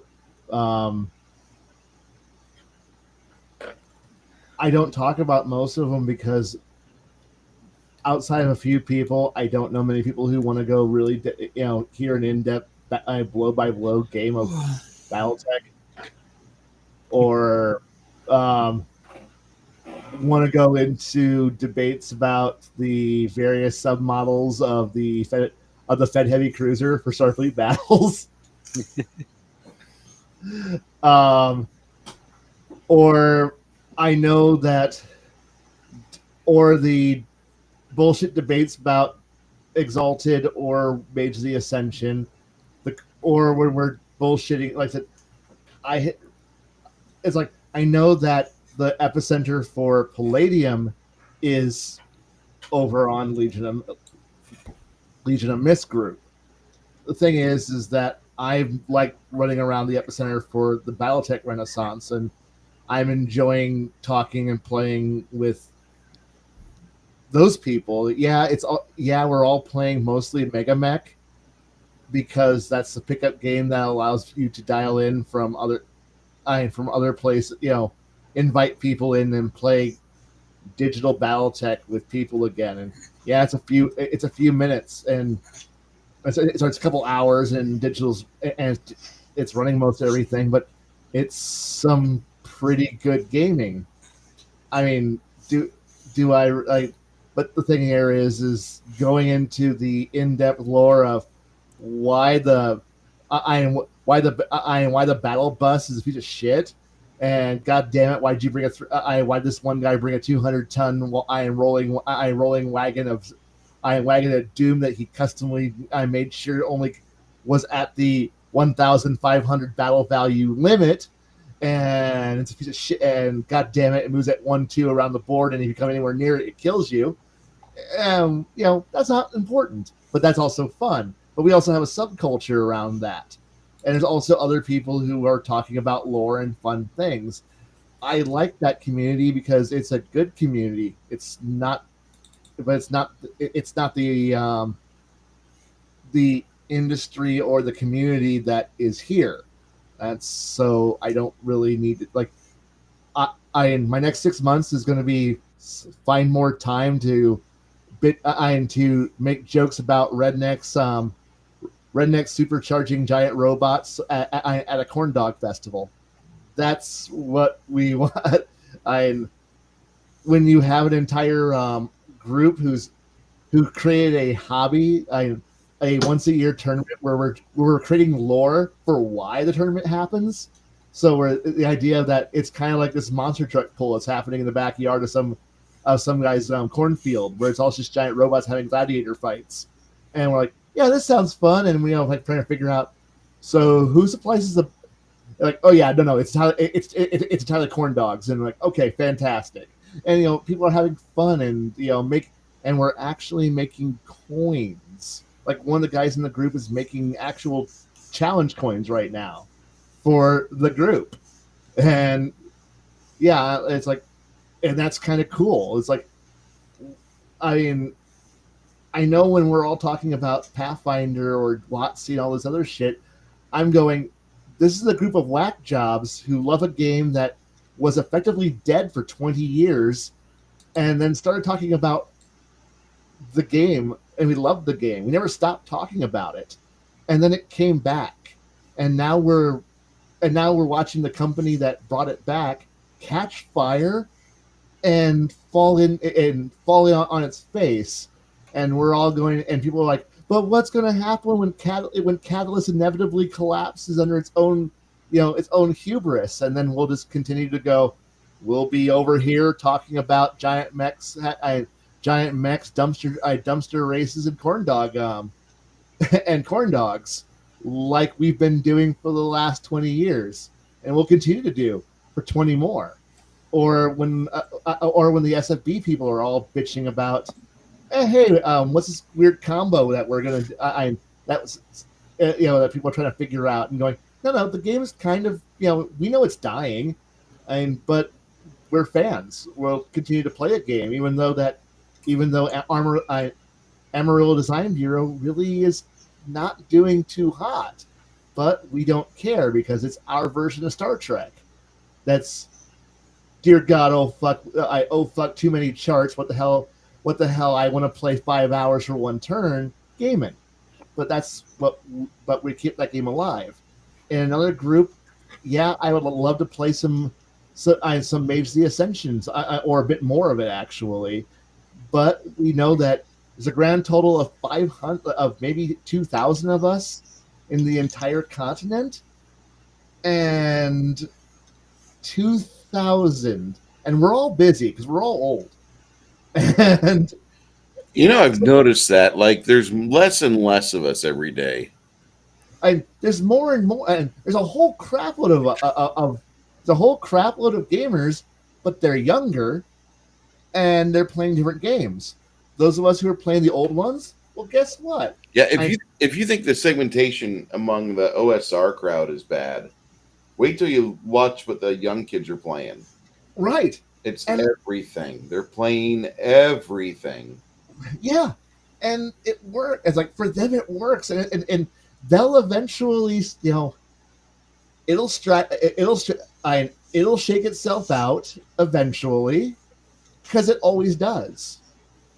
There'll be the few people who are the diehards who go, yeah, I want to play some ogre, and most people are like, what the fuck is ogre? And you're like, yeah, I want to play some ogre. And, and you'll get a few people who go, yeah, I'll play some ogre, or I want to play some Car Wars. I want to play some Steve Jackson game in here that isn't Munchkin. You know what my favorite game is by him? What? Ninja Burger. Yeah. Not many people know about that game or play that game, but that's one of my favorites. Never even heard of it. You play a Ninja Burger food associate, and everybody's got special abilities, and your abilities are on the card. And then whenever it's your turn, you draw your new customer, and you got to go deliver the customer the burger and not be seen. And the burger. If you don't do very well, eventually your honor drops so far you have to go talk to your ancestors. The question: when you deliver the burger, do you got to say "Hello, shitty burger"? No, you're supposed to stay hidden. One of the most dangerous ones on there is like you have to deliver the burger during the final lap of the Indy 500, but there is a ninja with a driving skill, so it's possible. It works, but the game works best whenever you got a few drinks in you and everybody's talking with a fake Japanese accent. Oh, and you're doing your various homages to bad wuxia cinema. It's fun. It's more fun that way. Definitely a very good game. Nobody plays it. Nobody's heard of it basically for like 10 years, but it's good. Yeah, but I don't know. Steve Jackson was the king company for making the weirdest, dumbest shit games. And when you get to go, like, hey, we're gonna play a Steve Jackson game. What game are we gonna play? Space Pirate Amazon Ninja Cat Girls. Spank. It's called Spank. It is. And all the cards are of the Space Pirates or Space Pirates or Amazon or Cat Girls, all in very fun positions. And first time I played it, we had Jennifer playing with us. Jennifer's a upper 30s lady who she's got glasses, and you can tell back in the day she was kind of attractive, and now she's got kids, and her body's kind of showing off like she's gonna look like her mom when she gets older. But got Jen and her husband. Her husband's like a step away from being a normie. Like he's seen a video game before. That's how close to being a normie he is. And we got those two playing Spank with us. And I forgot what the fucking rule was, but the game was like the game that never ends. And we just kept on trying to get the game over with. And these two were so bound and determined to try to win because they're that fucking competitive. But they hated it because every fucking card reveal showed off yet another damn near nip slip or under boob or some other like under cheek of some fucking scantily clad drawn woman. And Jen is kind of ready to vomit. Her husband's like, I need to have a shower. These guys are going to infect me with weeb. It's funny.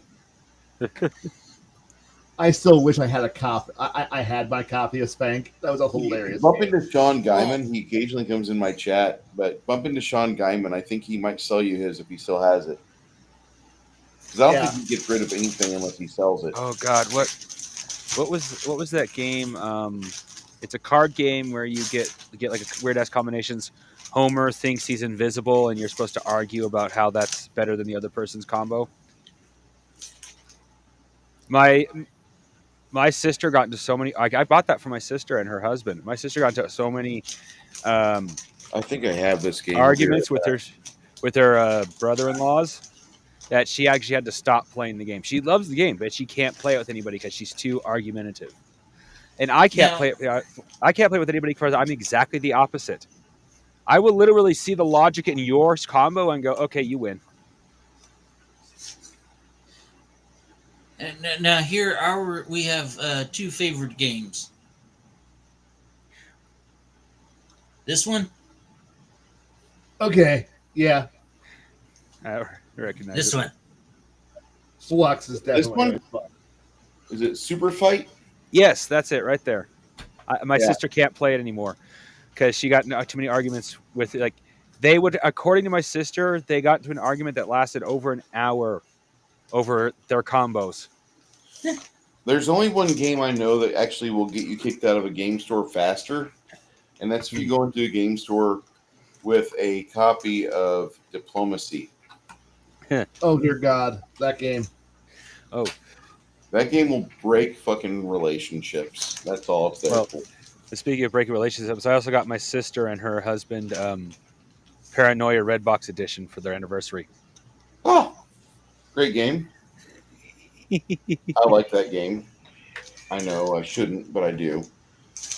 Well, I got it for her as a strong term. Technically, I entered it for the Legion of Myth giveaway, and I happened to win it. And I knew if I was getting it, if I won, I was going to give it to my sister.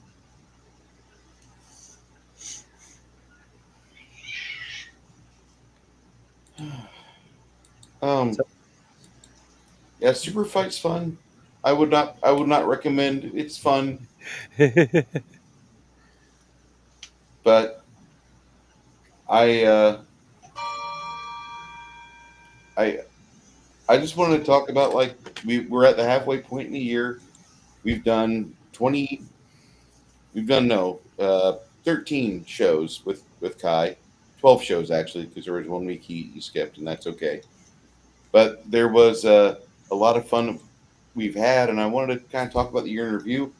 I know that you guys want to start your own campaigns at some point, and I wholeheartedly go ahead, go for it.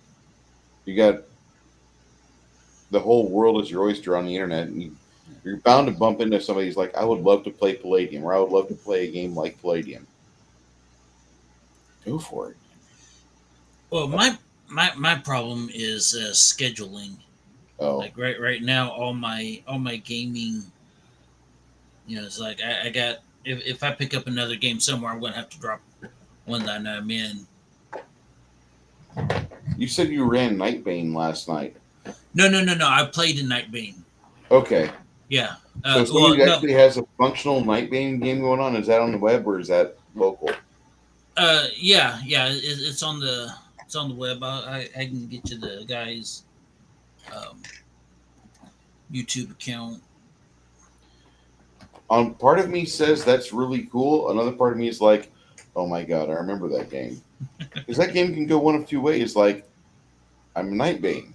I am basically a were creature. I have no idea what type of were creature I'll be, but I'll be a were creature, and I'll deal with it. Or the game turns into like Furcon.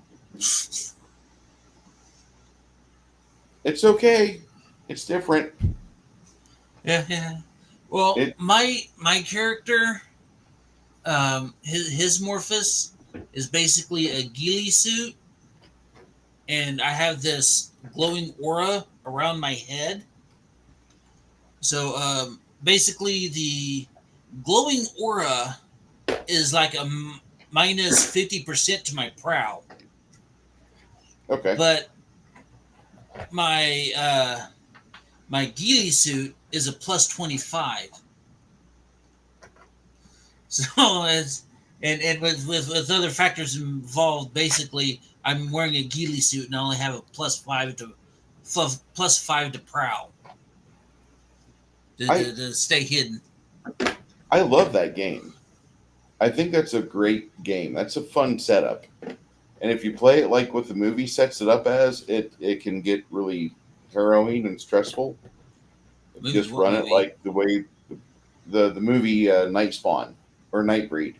Oh no! Nightbreed is such the worst movie to compare it to. Everybody kept saying, "Oh yeah, Nightbreed is just like is," and I saw it, and no, Nightbreed is nothing like Nightbane.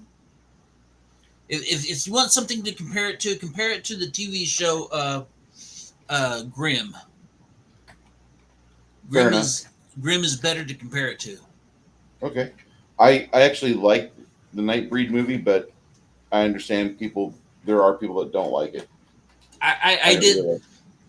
I didn't like it all around. Of course, I'm not a horror kind of guy, so. But That's yeah, acceptable. but yeah, Grimm is Grimm is more aligned with Nightbane. Okay. Actually, if you want to compare Grimm to Grimm, and the best way to do this would be Nightbane more compares to Grimm, but Grimm more compares to what's the other one? The one where you have no when we're all psychics. Fuck. Beyond the Supernatural. Beyond the Supernatural. Thank you. Because you're playing instead of a Grimm, you're playing a Grimm-like character. You're the only one of a few people who can actually see these things, and you're one of even a fewer people who can actually deal with them. That could be intelligently played. That could be really fun to play through. Is what that sounds like. Yeah. There is a book by the guy that wrote it. I forget his name, but he did Nightbreed. He did the Books of Blood. He wrote a book called Cabal, and that's what the original source material was based on. Is the book Cabal. For the 15 people that are watching us, I want to say thank you for being here with us for 2.5 hours almost. I'm about ready to turn into a pumpkin, and I apologize. My throat's gone out. Yeah. That's fine. I wanted to say thank you for everybody in the chat that's here. Six Nation 31 King, continue to heal up, buddy. You'll be on center stage in 2 weeks. So Dear don't. God. Just kidding. Just kidding. If he wants to play in 2 weeks, if he's able to play in 2 weeks, he'll be able to play. Oh no, I wasn't referring to that. I think I have an infestation of spiders. Oh. Are they jumping spiders? Because they're cool. I wish. No, it's the long-legged, creepy-ass ones. Well, those don't have the. Legs? Yeah, they don't. No. Daddy long legs. We're talking the ones that resemble. They're not actually. I know this particular breed, but the ones that resemble the very deadly ones. That's their stick. They're not the banana spider from Australia. No, they look like a hobo spider. They're not, but they look enough like one. Most predators won't mess with them. They are also the most annoying little motherfuckers because they have virtually no fear because nothing messes with them. Fair enough. Ironically, the hobo spider is less it's more fearful at any rate, even though it is actually deadly.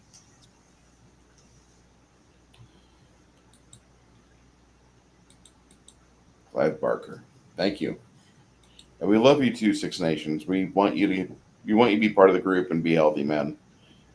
For those of you guys that are wondering about things we're talking about, there is a show on Sundays with Legion of Myth on YouTube and Rumble. Look for Max Leal on Rumble, but he does a show. He has a really good discussion. Him and Heathen Dog discuss a book, and they break it down. They break down various aspects of the RPG industry and various parts of a book and its systems and the subsystems behind various character designs and campaign designs. I like them quite a bit. And if you want to know more about Kevin Simbada, hang out over there because they pop on probably once every 6 weeks or 5 weeks, it seems like. So go over there, check them out. If you love Palladium, get in touch with my two friends here. I got the Crafting Gamer and I have Nerdy Ogre. I'd love to see those guys fill up their available time for things they want to do, like run RPGs. Any final thoughts before we break for the night, guys? I was just gonna say, No, I think we're. Yeah. Sorry. Go ahead.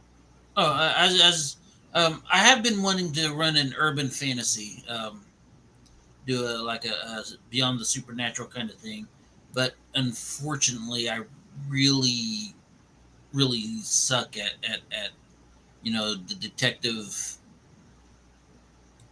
the the detective mystery aspect of it. So I've got to find a There, way to. there's a way to bridge that gap, and that's just to basically add a little bit more reading to your daily, or if you can't read, audiobooks. Yeah, that's what Audiobooks. I'm Go looking ahead. at audiobooks. I recommend audiobooks 110%. The ones for Harry Dresden are great. Kai has information on other authors other than Butcher, but I'm Are in drawing a that blank. genre, What? and they're all in that genre. They're all in that genre, yeah. Uh, Kim Harrison. She does. Kim Harrison, Alona Andrews. Yep. Just avoid Anita Blake. Avoid Anita Blakely, the Black Plague. Um, If you like rape fantasies, it's okay. yeah, That's about all I can say. Like Anita Blake books are like we're broadcasting on Rumble. If YouTube kicks me off, I have a home on Rumble, no big deal. But Anita Blake is very adult oriented. Yeah, I wouldn't let your kid read that. the first the first book is good. Book 2 is okay. Book 3 is okay. Book 4 is okay. Book 5, you start questioning things. Book 6 is the last book you'll ever want to read. Because at that point, you'll go, I'm done. Because after that, it's just porn. Why read it? Yeah. Lots and lots of porn. Oh, dear God, is it porn? But Yes, Dial M for Monsters definitely a good one, too. I'm the list in the genre is just long and good, and I know everyone's got Butcher on speed. It's like Butcher's the one who breathed life into the genre, and it's everywhere, and everyone else has kind of followed in his footsteps. But you get to find out that Butcher's a good way to start. Don't stop there. There's plenty more in the genre that are actually people who could write. Um, I like I like Butcher, but um, there's others who can do it better. uh, But he's the first, so yeah, he's a trendsetter. yeah, I would say go with Butcher first. There's others out there. Uh, read the Dresden books. Your characters, our story, or our world RPG. It's based on the Fate RPG. Don't let that dissuade you. It's really well put together. They do a fantastic job of putting everything in pretty much just like compartmentalized. Like here's the factions, and they break things down very well. So when you read through the RPG, they're using the narrative terms that you see in the books all the time. And the narrative terms that are in the books actually have rules behind them in the RPG. They designed the game that way. That way you understood how things reflect in this game world. And Jim Butcher was amazed when he saw it. He's like, holy cow, I never knew that I did that. I never knew that I wrote a game like this. And it was all there at the start. And they just said, well, we'll just put it on Fate because Fate's easy to run. But check that out. There's a Jim Butcher uh, RPG for the fantasy game set in Chicago. It can be worldwide. I actually think it could go bigger than One World by Night, but it's got to be something that you guys start a fire on because it's not gonna write itself. And Nope. if anything, the last 6 months have shown me that like Shadow Dark looks like a good way for how to run a 5e game without all the 5e crap. There's a big community growing behind that. which I'm very happy to see that. Castles and Crusades is going pretty strong. They just had another set of fucking Kickstarters go off, and like they're making good money based on like just writings of Gary Gygax and the other 7 hardcovers they're going to produce this year alone. That entire system looks super easy to run, and it also looks like it'd be a lot of fun. But that's my summary for the first half of 2025. If you want to read a cheap book, here's the link in the chat. It's $1 at Smashbooks or Smashwords.com. It's Shift Elijah's story. It's the preamble story to the half-orc Elijah. He's a driver for a syndicate, and he kind of goes on a cross-country adventure.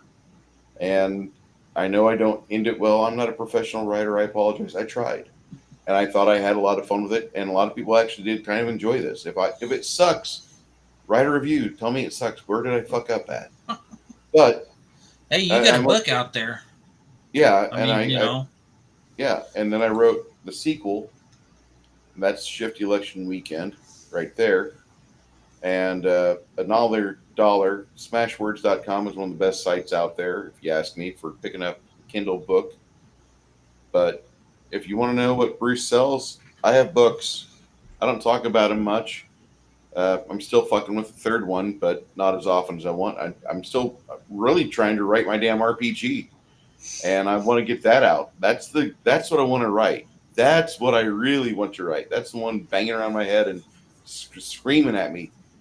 Do a page a day, Bruce. Do a page a day. So eventually I will get there. Right now I'm going through and I'm working on the domains so Janet knows what the fuck she's capable of. Other than that, we will be back here for another Kai's Musings in 2 weeks. And for all of you that are here tonight, I want to say thank you on X, on Rumble, on YouTube, even if YouTube has censors. My name is Bruce, and we will be back again to talk about RPGs, paint miniatures, and bullshit with each other. God bless you and have a great day. See you all in a few.